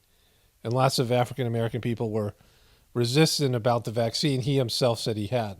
He himself said he was resistant about it, right? And Kyrie Irving took a stand for what he believed and gave up $30 million. Now it's $100 million. And now Stephen A. Smith saying he was right about that, right? Like what? And then he's rearranging reality to pretend that he was on Kyrie's side the whole time. He just was, and that didn't happen till later. Not to mention compromising my own bankroll and bottom line, which I was not going to do. Let me be very, very clear about that. That's how I roll. So instead of, sticking to his guns or following his own, issues with the vaccine, he chose money. He chose to go along with Disney's forcing him to get the vaccine. And then he said this about Kyrie Irving. Conspiracy Kyrie Irving wants to come up with, all right, good luck with that. But the bottom line is that means you're looking at everybody else who's taking the vaccine and saying you're not going to play. So his whole position in this segment was all these other guys took it, and he's a team, and he talks about, compromising the mission. Not going to be the one to jump off the train to compromise the mission. So in this segment, he's talking all about how Kyrie let his teammates down by not getting the vaccine because that's what was required of him, and he committed to coming to Brooklyn, and it was his fault. And he said this in various other videos that I covered, some of them, and so many of these other guys said it as well. So let's go to what he said about Andrew Wiggins here now. ESPN and Stephen A. Smith media hypocrisy on Andrew Wiggins and Kyrie Irving refusing the vax. This is another video I made on my other channel. Golden State Warriors forward Andrew Wiggins is still not vaccinated. So from that earlier segment, Stephen A. Smith said the rules were bogus, the city rules. But back when it first came out, Andrew Wiggins eventually got vaccinated. But only Golden State, only San Francisco and Brooklyn made it mandatory for players to get vaccinated. So that affected the Knicks, the Warriors, and the Nets. And in the beginning, Stephen A. Smith blamed the players and was hostile about it. This dude is not eligible to play a single game of basketball at home. But you know something? He is eligible to be traded. And that's exactly what the hell the Golden State Warriors should do. Today! So he didn't blame the city. He didn't blame the bogus rules, as he said. We'll play that again. He blamed Andrew Wiggins and said he should be traded. Read the damn ingredients on anything else. Your body. Stop it! Stop that lying! Trade his ass! Of course, we know how this worked out. The Warriors won the championship. I got more Andrew Wiggins coming. But let's get back to what this other clip. We can understand that the policy that existed in New York was absolutely bogus. In fairness to Kyrie, that was proven to be correct. You're seeing a bunch of firefighters and NYPD officers. You're seeing them get their jobs back with back pay, all right? Because the courts knew that it was wrong for the government to take the position that it took in forcing people to take the vaccination or losing their jobs. That should have never been condoned. So Kyrie was right in saying what he said about that. But the point is, he forgot about the obligation that he had to his teammates who he compelled to all come to New York City. In this particular instance, he's wrong. And why is he wrong? Because in an effort to enlighten folks and to uplift black. But the last big controversy that he's still taking heat for, he was right. You finally admitted he was right, after it all played out. And New York was like last to get rid of this rule, and then the courts threw it out anyway because it was illegal. And then all the other stuff that's happened. We'll get into the vaccine stuff in a moment. But Kyrie is still held somehow as a bad person, even though that you admit he was right and other people are admitting he's right. I mean, that, he stuck to his guns, gave up $30 million, which turned out to be $100 million, but then he was viewed as a problem when he did what was right, not only for himself, but for other people. Set a good example. And, he put his money where his mouth is. But this is the whole thing. So let's get to this other narrative that I already did. Like I said, I saw this and I copied it from the TV. And then we'll wrap this whole thing up with a couple more things. Okay, so there has been tension between the African American community and the Jewish community for a number of years. Like, I've known about it. I knew about it from living close to New York City. I don't know, my 20s, maybe, I don't know. Like, I had some idea of it. Of course, there was the Muslims like Louis Farrakhan, Malcolm X, and there was some tension between the Jewish people and, Jesse Jackson, and, some of these other leaders had said things, negative things, disparaging things about Jewish people, and some tension there, right? And then I talked about the Cadillac Records movie, which is based on a real-life story of this guy, Leonard Chess, who exploited African-American musicians and didn't give them the proper amount of money for their music and their rights. And this is something that Kanye is referring to, Ye is referring to, that there are these businessmen, Jewish businessmen, who are taking advantage of athletes. And this is his position. I'm not saying it's mine. I don't know. But this is what he's saying. They're taking advantage of African-American performers and athletes, and lots of them feel this way. Only Kyrie Irving and Ye are willing to talk about it. But there's tension in the community. And the tension is only going to get worse because people who are African-American are certainly going to side with Ye and Kyrie. And it's going to bring attention to this, this tension between these two groups, which seems to be the point of this thing more than anything else, right? Because if the ADL and the Jewish community wants this thing to win the war of public opinion, they're certainly not acting in a way that would say that they want that. Because they're not going to win the war of public opinion by the way they're treating Kyrie, by trying to force out an apology, by trying to getting him to deny the things that he posted, really, his own internal beliefs, right? Because this is about internal beliefs, right? So you have two protected groups here, the Jewish group and the African Americans, Jews and African Americans, right? These are two protected groups. And they're protected because of wrongs that were done against them. And Kyrie Irving is also Native American. He was talking about that in the press conference. He has, the Native Americans, there was as many as 100 million that were killed, right? Because this country was highly populated by Native Americans. And so there's over 350 million Americans now. And so it's likely that there was well over 100 million Native Americans when the Europeans got here. And there was a book called The American Holocaust that got a lot of pushback because the Jewish community didn't want their suffering and pain of the Holocaust compared to anything else. Even though the Native Americans, they lost 100 million people and were displaced from their whole country. I mean, some of them were completely wiped out. Some of the tribes were completely wiped out, right? And so there's lots of suffering that's happened, lots of abuse.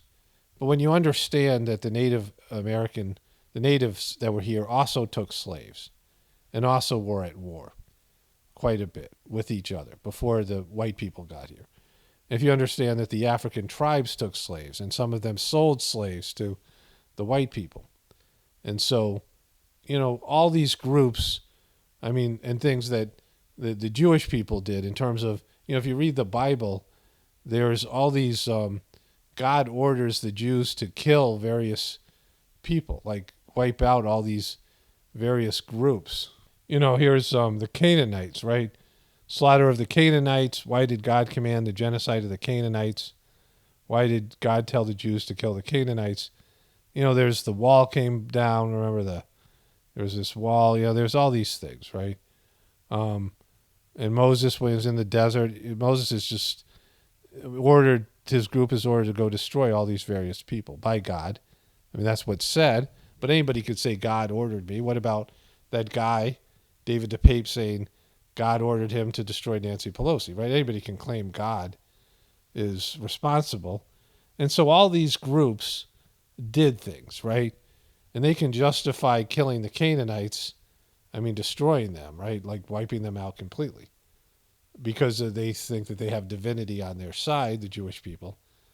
But that's not for them to, that's ultimately whether God is, God is the judge here, right, of all these things. If God orders you to do things, maybe it isn't God, right? I say that all the time here.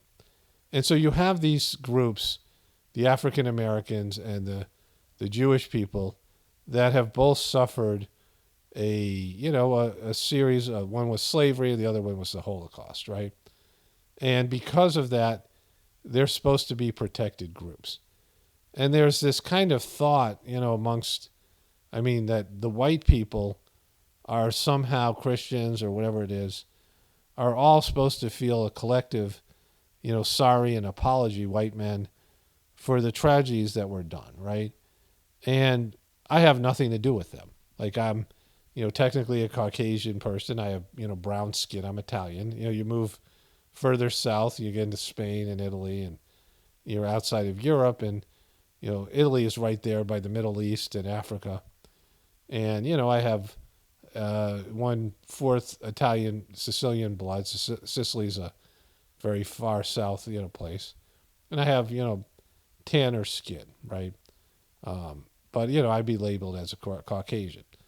My family is ancestors from Albania, which is a poor country. My grandmother, my father's mother, my paternal grandmother. My paternal grandfather's from Sicily. That's the name Romano. And then my mother's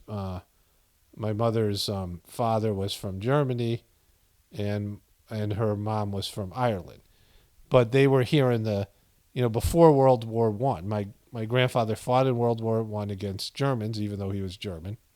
And then he fought in World War II against, Hitler and Germans.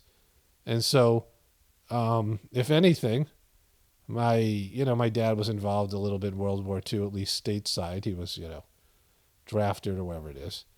My family fought against Hitler, right? My grandfather being German had nothing to do with the Nazis. And, my family had nothing to do with slavery. They weren't slave owners. They had nothing to do with it. And so as a person, I understand there's generational pain, but at what point does that stop being a tool that you can use to get your way, right? This is where I talk about victim consciousness.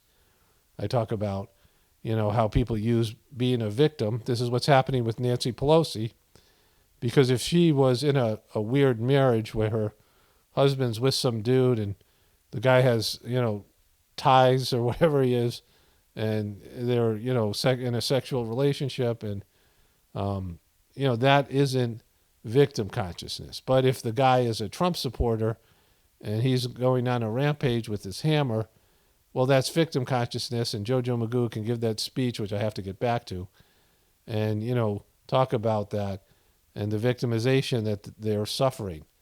The Democrats are suffering at the hands of Trump, right? Everyone wants to be a victim because they can, even in relationships, right? There are people who like to get cheated on so they can use that against their spouse for leverage, that kind of thing. And so at what point do you stop having leverage? At what point are you responsible for your own life because, things happened years and years ago? That's what has to be considered here. Slavery ended in 1865, and there's still systemic racism. I'm not saying that disappeared with slavery. There's still issues, right? There's still tension between the black community and the white community, and, like I said, the black community and the Jewish community. There's still these tensions, right? But it ended, the slavery at least ended in 1865. And not every white person or every Christian is responsible for what happened to either the slaves or the Jews, right? And I'm certainly, my ancestors, I'm not responsible for it. Like, it's not my problem. Like, I didn't do anything that contributed. And even on an ancestry basis, are the Jews, responsible to the ancestors of the Canaanites, right? Are the Jews today responsible to the ancestors of the Canaanites? I mean, just think about this, right? I mean, there's things that have been done, bad things in wars across the board. And how far are you going to go back? How far do your people owe some other people something? I mean, and then you're going to talk about past lives, right? Maybe you were a Canaanite in a past life, now you're a Jew, or now you're a black person, now you're whatever you are, right? And so, when you think about past lives, there's a whole other element to this thing. The Holocaust happened, ended in 1945, 1946. And so, what then? Like, how long? It's now been, around 80 years, right? Almost 80 years, like 70 some odd years, 78 years since that's happened. And most of the people, I think all the people that survived that are passed away. Maybe some older people, a few people here or there. But very few people lived through that. And that happened in a different part of the world. Certainly doesn't have much to do with America. And the Jewish people are feeling like they've had a history of being persecuted all across the world, but now they have a lot of power and influence in America. That's not happening now. A lot of times they're the deciders, right? And the way they're handling Kyrie Irving is coming off, and not they, because it's not all Jewish people, right? It's not like my friends. I talked about how the guy who started me doing Heartfulness was Jewish, right? I mean, he has Jewish ancestry, and he's transcended his religion, and now he's a spiritual person, or he was when I started, right? And he had issues. His family did it, did Sahaj Marg, the meditation that I do. And I went over his house for the first year of my practice and got sittings, my original sittings, the face-to-face meditation that we do, got transmission. And he told me stories about Babaji, going to Babaji's house, visiting Babaji, and, Master Charji, the second and third masters of the system. And my first trip down to our ashram, we were on the plane together. It was funny because, he had to bring his, he was started to like be he did videos, right? He made videos like he filmed weddings and things like this. And they wanted him to bring his equipment so he could film an interview with Master Charji. And there was like a B-level professional, like Arena League football team or something that was on the plane with us. And Fred, wasn't a big guy, and he had this backpack full of, like a suitcase full of camera equipment. And he's like, there's a guy behind, we were sitting in one row, and there's a guy behind us, and he's like trying to put his things, Fred's trying to put his bag up, and he's dropping it on this guy, right? Hitting this guy in the head with it. It's a big linebacker, right? The guy's like, knock it off, buddy. But anyways, I am really grateful for the period of time, that first 2 years of my practice. And, Fred delivered these sittings for me, right? And, so much of my commitment to the Sahaj Marg system happened because Fred was a good preceptor. Like, sometimes I get like tears in my eyes thinking about, like, he's gone through mental issues, and as he's gotten older, Fred, he's got some issues, and we were friends on Facebook, and I wrote him, a nice thing on his birthday to thank him. But he's somebody I'm grateful to, right? And like I said, I grew up with lots of Jewish friends and things in an area in Connecticut, and I never had any issues. My dad, he had 2 friends in college, and I talked about this in a previous video on my other channel.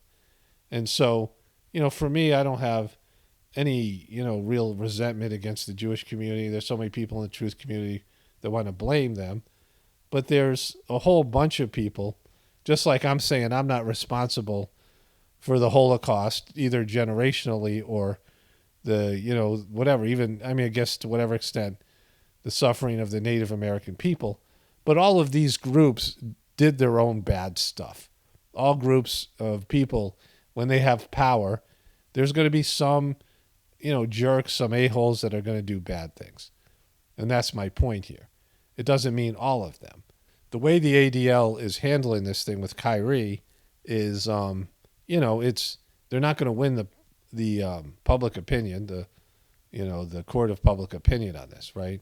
And the way that Stephen A. still, disparaging Kyrie Irving. He gave you his apology. He acknowledged the Holocaust, and he acknowledged the hurt that he caused.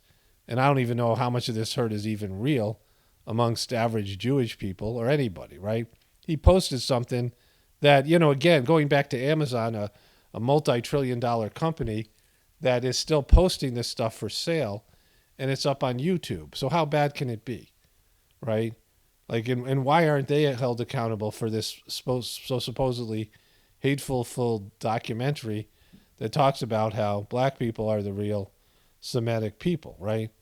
And so, history is lied about.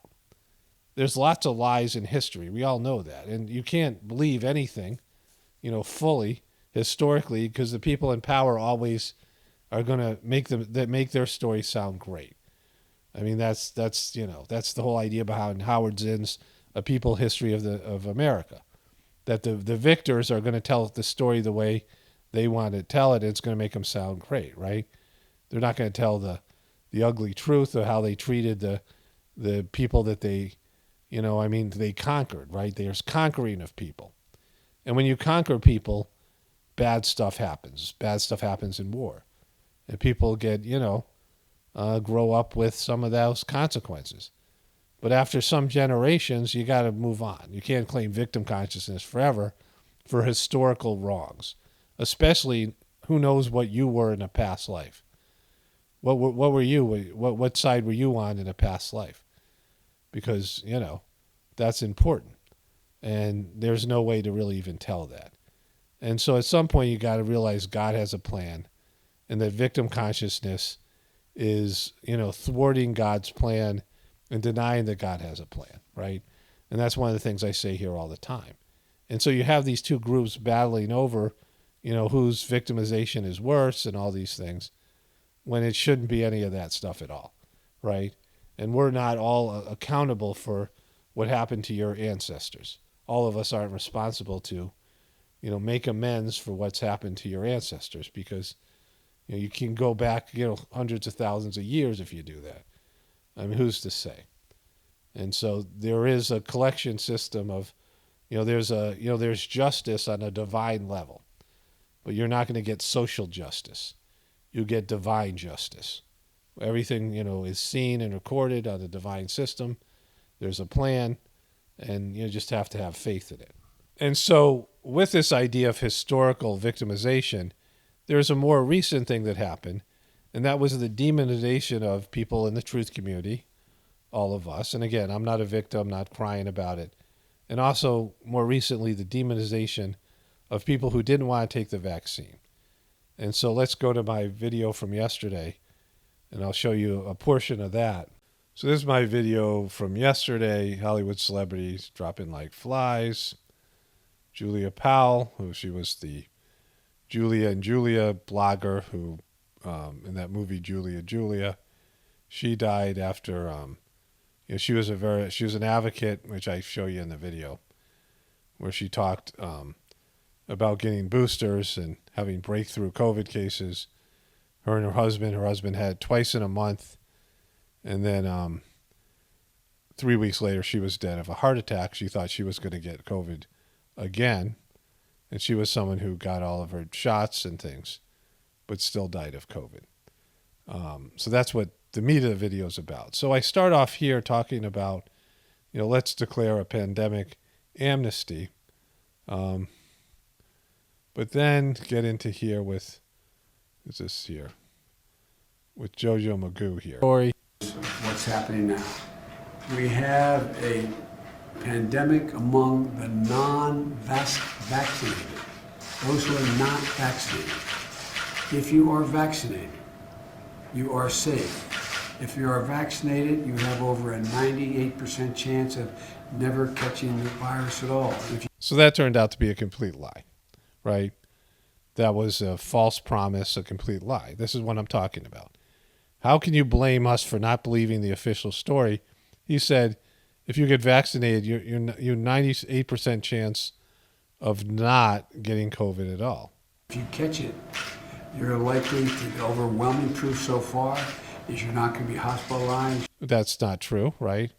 We know so many people were hospitalized. You're not going to be sick. You're going to probably have no signs that you had it. Not true. And you are not going to die. Okay, that's not true. So Julia Powell, who got multiple boosters, in fact, her doctor wouldn't even give her a booster after she had COVID. She had to wait 3 months, and she got it. Her husband got it, and then she died of a heart attack. That was just one of many examples. But there are so many people who got COVID and died from it. I mean, got COVID after they were, got the vax, and they went to the hospital, they died, whatever it was. They spread it to other people. All the things that they claimed would happen because of the vaccine were not true, right? So it's a simple proposition. Got a monthly briefing from my COVID team, and here's the latest data that confirms that we're still in a pandemic of the unvaccinated. While we're starting to see initial signs that cases may be declining in a few places, cases are still rising, especially among the unvaccinated. There are still 85 million Americans who are eligible to get vaccinated or remain unvaccinated and at real risk. Across the country, virtually all of the COVID-19 hospitalizations and deaths continue to be among the unvaccinated. In Alabama, more than 90% of the current hospitalizations are among the unvaccinated. In Texas, 95% of those in hospitals are unvaccinated. Right now, it's worse in states where overall vaccination rates are low. But let me be clear, even in states where the vaccination rate is high, the unvaccinated in those states are also at risk. And we're seeing cases rise as a result. Quite frankly, it's a tragedy. There are people who are dying and who will die who didn't have to. So please, if you haven't gotten vaccinated, do it now. Do it now. It could save your life, and it could save the lives of those you love. Okay, so I'm going to play the rest of this clip here from my video.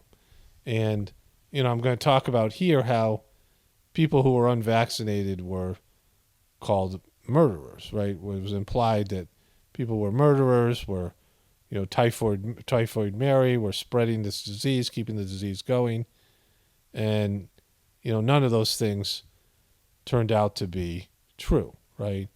So let's play this here. And so what JoJo Magoo was implying here is that unvaccinated people were putting their loved ones at risk. That was said from the very beginning, even so much so that the unvaccinated were accused of being murderers, right? That's how people felt. The unvaccinated are unwitting murderers. Are the unvaccinated prospective mass murderers? You won't get the vaccine. How do you live with knowing you're harming others? Sean Penn compares being vaccinated with pointing a gun at someone. And move it forward. We're going to do it interdependently. And I think vaccination is the beginning of that, given that it's such a threat now to business, to lifestyle, to life here and around the world. I mean, I'm a great respecter of individual liberties. I respect the Gadsden flag. But this is not a seatbelt. If you choose not to wear a seatbelt, I wish you'd wear a seatbelt. You're going to add to my insurance premiums if you get effed up in an accident. Right. But this is different. This is you running the risk of contaminating everybody else in society. It's, I have some areas of strong belief in the Second Amendment. But I think that you need to recognize how, with something like this, you can't go around pointing a gun in somebody's face, which is what it is when people are unvaccinated. Pfizer CEO says people who spread misinformation on COVID vaccines are criminals. Biden's war on virus becomes war on unvaccinated. And even Snopes Stinky old Snopes. Did the White House say unvaccinated are looking at a winter of severe illness and death? Correct attribution. They literally, Snopes even got into the unvaccinated. This is from the whitehouse.gov. The unvaccinated, you're looking at a winter of severe illness and death for yourselves, your families, and the hospitals you may soon overwhelm. So if you're going to call for a pandemic amnesty, you know, there were people that you could consider victims. I don't consider myself a victim because of everything I've said in the past about this, right? But you could say everybody who was on that one side that was resistant to masks, resistance to the vaccine, resistant to the mainstream story, we were mistreated. We were censored, right? We weren't allowed to express our opinion about this or what we were doing or what we did instead. And, you know, the censorship was pretty severe. And then all the rest of it, demonized, called murderers, potential murderers. I mean, all the things that were said. And now we look really right. I mean, you know, we look like we knew more and we made a better decision. And you're going to see this more and more. I mean, we're seeing it. Whether people are refusing to see it, it's there, right? And so when one side is condemned and ostracized and all the power is on the other side, and that side turns out to be right, and then you call for an amnesty without saying, well, let's acknowledge the side that suffered. Let's acknowledge the side that was pressured, that was demonized, that was maligned. I mean, this is it should be a protected group. You have all these protected groups. The power is on one side, and the people who were right, the people who were doing what was best for them and their families were demonized, right? And many of them were pressured to do the wrong thing, which ended up being the wrong thing for them. And so, you know, I've said this so much. I meant to include this at the end of the video, my last video here. And that is that there are, you know, the powers that be has the power, right? They're the ones who control what people can say and think and, you know, present. And they're the ones who, they're the officials. They can referee the game one way or another. They decide the outcome. They choose the winners and the losers. And what's happened is as the internet has allowed people to express themselves and do their own research and expose things that the mainstream media wasn't willing to cover and the government and the corporations weren't willing to admit to, there was this idea that this had to be suppressed. And so they came up with this idea of you being a crazy conspiracy theorist and a risk. Your opinions were a risk to the greater good, right? And that by the very act of questioning people, everyone's a liar. But the people who run the government, the people who run the corporations, the people who run the media, they're professional liars. Like they're liars on a different level. Their lies have consequences, negative consequences on people. And even though they are proven liars and they're often wrong and they often do damage and they often screw up and they often, do things that's worse than screwing up, intentionally doing bad things, somehow the people who were questioning them were the ones who were seen as the villains, right? How is that, you being a villain, right? Because you're questioning people. And, if you got it wrong, the official story often turns out to be lies. The official history, the official everything. And when that's the case, you have to come up with your, when you realize this, I've talked about read the ingredients, and I'll get back into that in a moment. You got to figure out what the truth is. And sometimes you're going to be wrong. Sometimes you're going to fall for disinformation. Sometimes people are going to make things up and it's going to be wrong. And so there's a lot of wrong stuff in the so-called truth community, in the alternative media out there. But that's not our fault. That's not the fault of the people who are, realizing the official story is a lie. It's the liar's fault. It's the people who are in power that are lying to you, right? They've created this circumstance where now you have to figure out the truth because you can't trust the people who are in power. And so they're the ones that should be demonized for lying and running a dysfunctional system. I'm compassionate towards them because the system runs on lies. The debt-based economy is a lie. Everything's a lie. And so if the truth came out and the truth is out there, but people don't embrace it, and that's a good thing. because if everybody embraced it, like I've said so much, the system would collapse. So I'm not, I can understand why they have to do what they do. But that still doesn't give them the right to blame us, right? To blame the people who are seeking truth. People who are legitimately seeking truth. And, okay, so I've covered that the vaccine didn't live up to its promises. But what about the side effects? Well, I don't really like to get into that. ESPN, YouTube has its rules, and, I've made my decision. I don't really care, right? I mean, I don't, in terms of making videos, yes, but I really, over the years, haven't been able to include it. And so my wife sent me this today, and I'm going to show you, I fact check it, and it's not 100% accurate. It's not 100% accurate compared to the mainstream media, their interpretation of this data. But this guy writes, it's official according to the CDC's own tracking data, which is recorded by doctors and hospitals. More people have been killed by COVID vaccines in the last 20 months than all other vaccines combined in the world over the past 30 years. So this is from all deaths reported to VAERS by years, and this is in 2021 and 2022, right? So I took a look at this because, people lie on both sides, right? I wasn't going to just say, all right, this is, is going to be accepted by the mainstream media, or it's true. I don't know if it's true or not because, like I said, people make things up and post it on the internet. And so this is fact-checked by Reuters, one of the, authoritative news sources. So it says here, fact-check graph showing increased in pericarditis and myocarditis after COVID vaccine rollout does not confirm link. A visual showing reports of myocarditis and pericarditis increasing in the United States is in a tandem with the country's COVID vaccine rollout has gone viral online. It's been posted alongside claims that the conditions are linked to vaccines. The Centers of Disease Control and Prevention, CDC, is investigating the cases, but says a relationship to the vaccines has not been confirmed. Well, the CDC is very pro the vaccines and pro the pharmaceutical, big pharma, the pharmaceutical industry, right?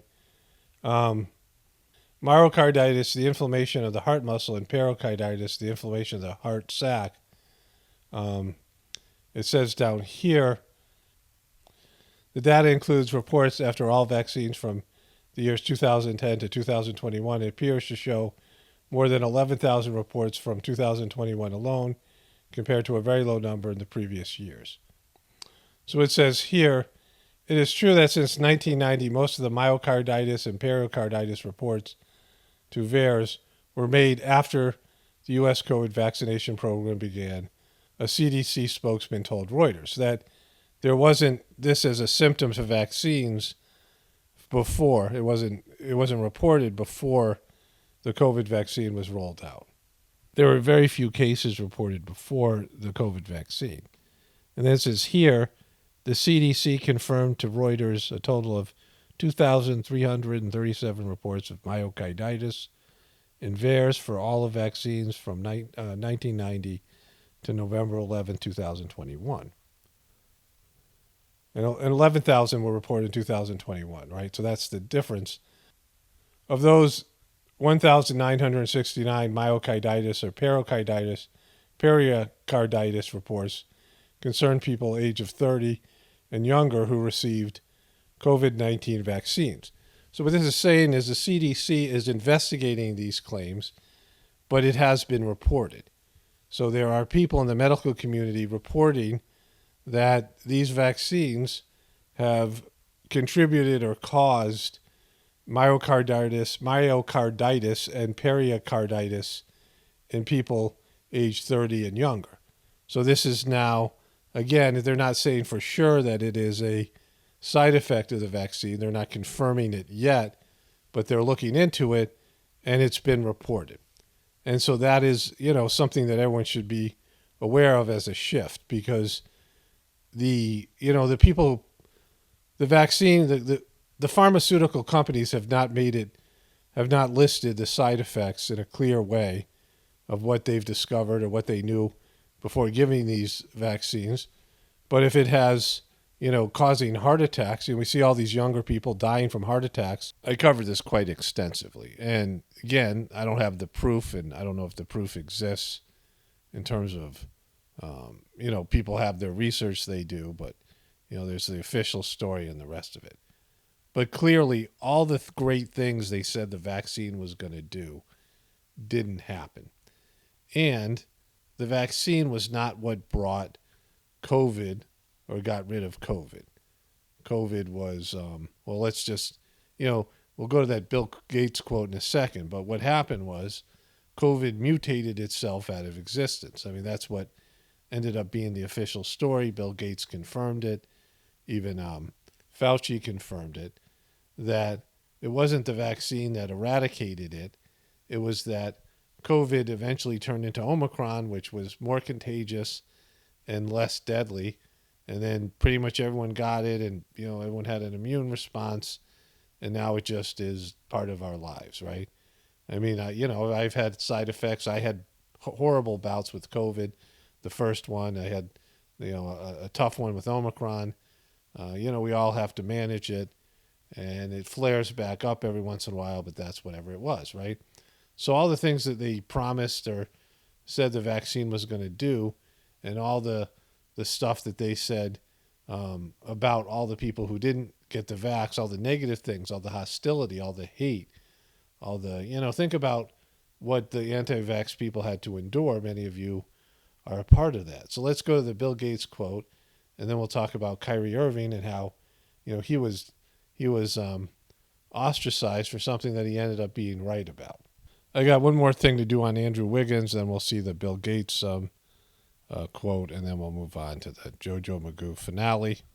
Here's Andrew Wiggins, who went on to win the NBA championship, right?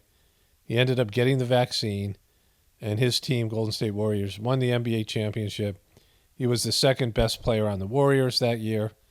In the finals with Steph Curry, after Steph Curry, and he signed a big new contract. Whereas Kyrie, they didn't sign him. They didn't pick up his, they didn't extend him and give him his max contract they would have had he gotten the vaccine. But Andrew Wiggins went on to say this. Be a great thing for the team. Like, looking back on that decision, what went into it at the time? I still wish I didn't get it, to be honest with you, but You wish he didn't get it. you gotta do what you gotta do. I feel like I did it, and I was All-Star this year, and champion. So that was the good part, just not missing out on the year, best year of my career. But for my body, I just don't like putting all that stuff on my body. So I didn't like that, and I didn't like that. It wasn't my choice, I didn't. So it wasn't his choice. He was forced, right? And Stephen A. Smith saying trade his ass, right? In beating COVID-19. Well, sadly, the virus itself, particularly the variant called Omicron, is a type of vaccine. That is, it creates both B-cell and T-cell immunity. And it's done a better job of getting out to the world population than we have with vaccines. You see, Kyrie Irving was demonized. Having said all this is going to be an editing nightmare for me.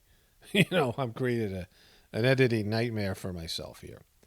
I got a little bit of headache. You don't need to say anything, but I just, it's one of those days that isn't the best day for me to have all these clips to put together and things. It's okay.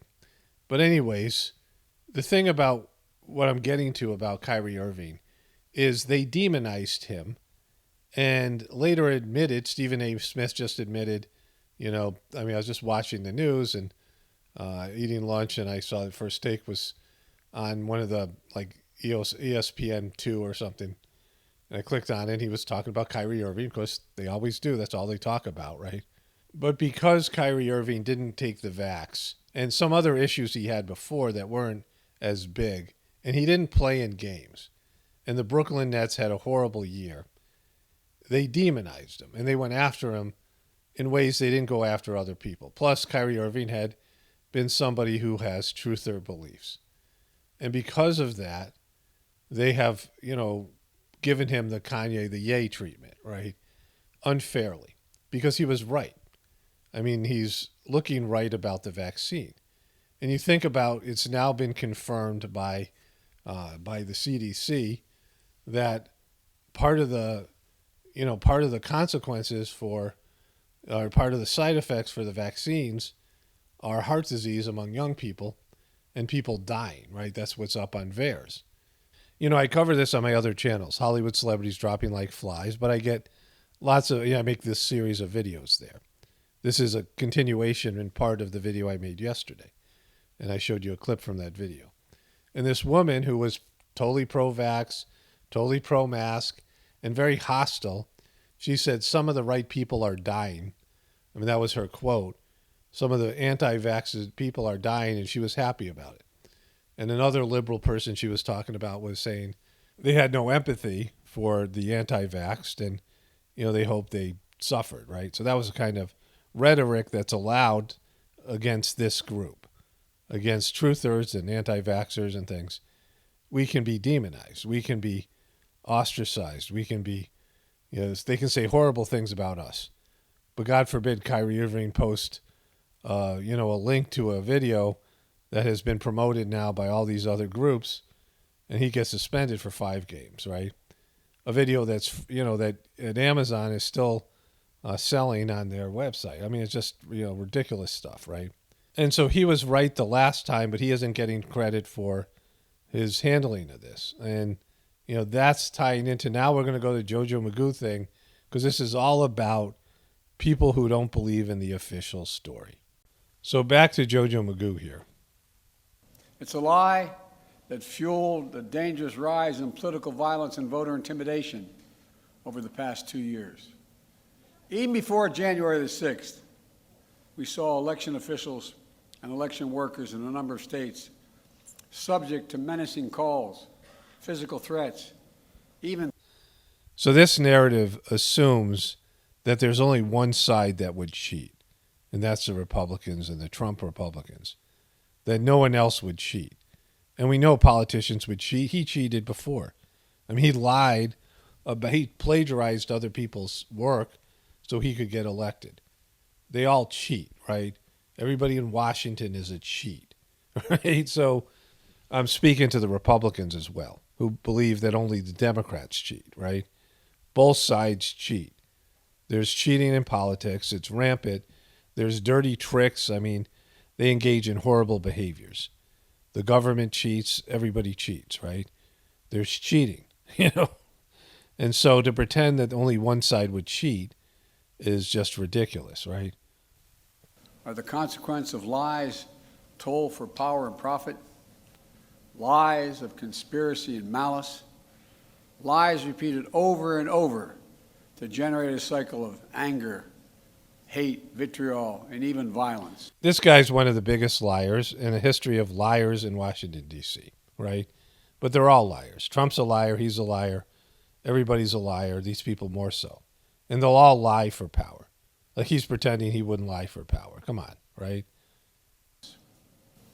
In this moment, we have to confront those lies with the truth. The truth, his truth.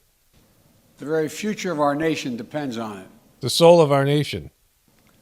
My fellow Americans, we're facing a defining moment, an inflection point. We must, with one overwhelming, unified voice, speak as a country and say there's no place for voter intimidation or political violence in America. I speak today near Capitol Hill, near the U.S. Capitol, the citadel of our democracy. I know there's a lot at stake in these midterm elections. Lots of us, lots. From our economy, to the safety of our streets, to our personal freedoms, to the future of health care, Social Security, Medicare, it's all important. But we'll have our differences. We'll have our difference of opinion. But, only one side is evil. And that's what it's supposed to be. That's how it's supposed to be. But there's something else at stake. democracy itself. Democracy itself is at stake. I'm not the only one who sees it. Yeah, other people who are like me see it as well. Recent polls have shown that overwhelming majority of Americans believe our democracy is at risk. Yeah, but those are also Republicans who believe that you're putting the, like, they don't believe that Trump is the problem. That's Republicans who believe that you're the problem, right? Both sides believe that democracy is at risk, and there's never really ever been a true democracy here, right? Only certain people get to run for president, and everybody who wins, whatever higher levels of, of governmental, of the national government, is influenced by the powers that be. All these people have handlers, and this is what we're seeing now with Kyrie Irving, right? You can't go out of the narrow bandwidth of things you're allowed to talk about and positions you're allowed to take. That our democracy is under threat. They too see that democracy is on the ballot this year, and they're deeply concerned about it. Then why do you even need to talk if you have such an overwhelming majority, right? So today, I appeal to all Americans, regardless of party, to meet this moment of national and generational importance. We must vote, knowing what's at stake and not just the policy of the moment, but institutions that have held us together as we've sought a more perfect union are also at stake. We must vote knowing who we have been, what we're at risk of becoming. Look, my fellow Americans, the old expression, freedom is not free. What? It requires constant vigilance. Vigilance. This guy's vigilant. And every vote counts. We, the people, must decide whether we're going to sustain a republic where reality is accepted, the law is obeyed. So this is the part I wanted to get to. I'm going to cut this short. I can't listen to this whole thing. This video's gone too long. But he's got one more little gaffe here. But where he just said where reality is going to be accepted. His reality. His faulty reality. A faulty reality where Nancy Pelosi's husband was attacked by some mastermind criminal, hammer-wielding criminal, and not in a dispute with a, possible lover or something else, right? Where these stories are fabricated, where reality is fabricated. I mean, the very fabric of reality is, it's not just the Democrats, it's the Republicans. They all have their talking points. It's all warped. That's why I don't vote. It's a manipulation, right? It's a manipulation of the truth. And you have to accept the reality. If you don't, you get Kyrie, right? If you don't, you get Kanye. Whatever group owns the power, they make you accept their reality. You're forced to go along with it. Let's watch the little end here, and then I'll get into this in a voiceover. And your vote is truly sacred. And every vote counts. We, the people, must decide whether we're going to sustain a republic where reality is accepted, the law is obeyed, and your vote is truly sacred. We, the people, must decide whether the rule of law will prevail, whether we'll allow the dark forces to thirst for power. The dark forces that thirst for power. Put ahead of the principles that we've long guided us. American democracy is under attack because the defeated former president of the United States refuses to accept the results of the 2020 election. He refuses to accept the will of the people. He refuses. He refuses to accept the fact that he lost. He has abused his power and put the loyalty to himself before loyalty to the Constitution. And he's made a big lie an article of faith in the MAGA Republican Party, the minority of that party. The great irony. Okay, so that's, him blaming Trump for everything. That's their go-to move. That's all he's got. Because he's had a disaster presidency. We're on the verge of World War II.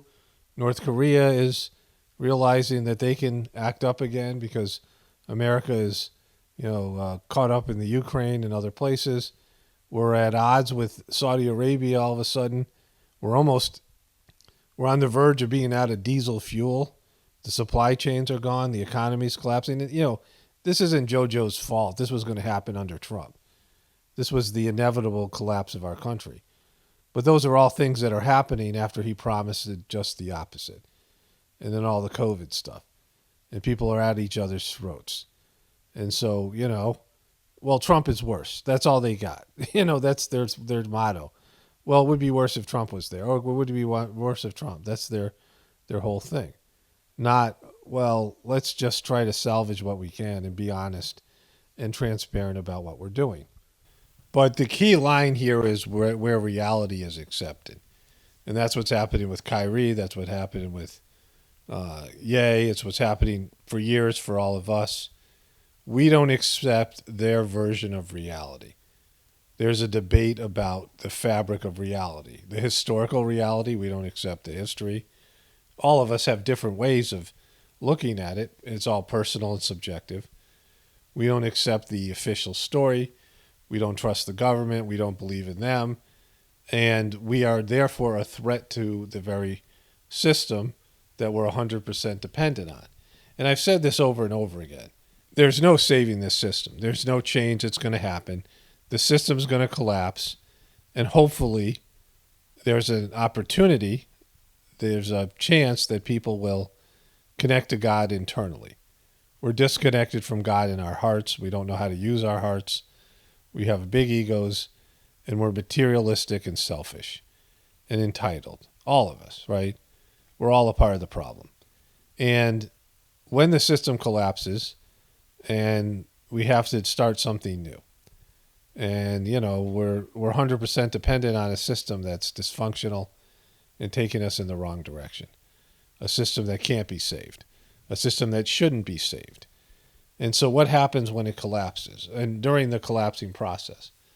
And what can we do to rise above and become better instead of diving down and becoming like like some caveman type of animalistic idiocracy type of situation, right?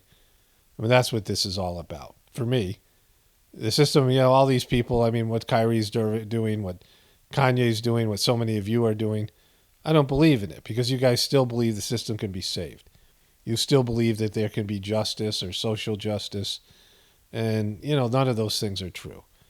Eventually, you'll figure it out. Like the system, you when you look at the system from all different ways, how can you look at it? When you see a president like JoJo Magoo, how can you look at it and go, the system's working. It's a good system. And you can say the same thing about Trump and every other president for the last so many years.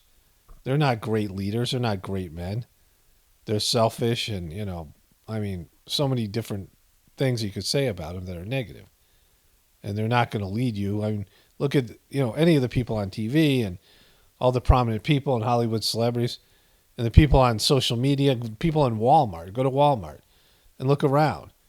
And it's all a reflection of a dysfunctional system that's producing low vibrational human beings that are, unnatural and undivine, disconnected from God and going in the wrong direction.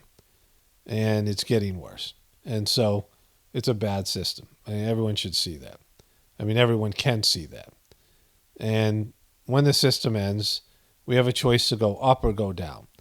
And that's what that's mostly what I feel like it's my duty to put this option out there and say, it's time to prepare to go up, to connect to God and be better and do better and become, a divine expression of yourself, the divinity that's within you coming out instead of your egos. All of us, we have a choice point, right? And just this low level lies and just the deception and, just the low vibrational stuff. And, it's just tiresome, right?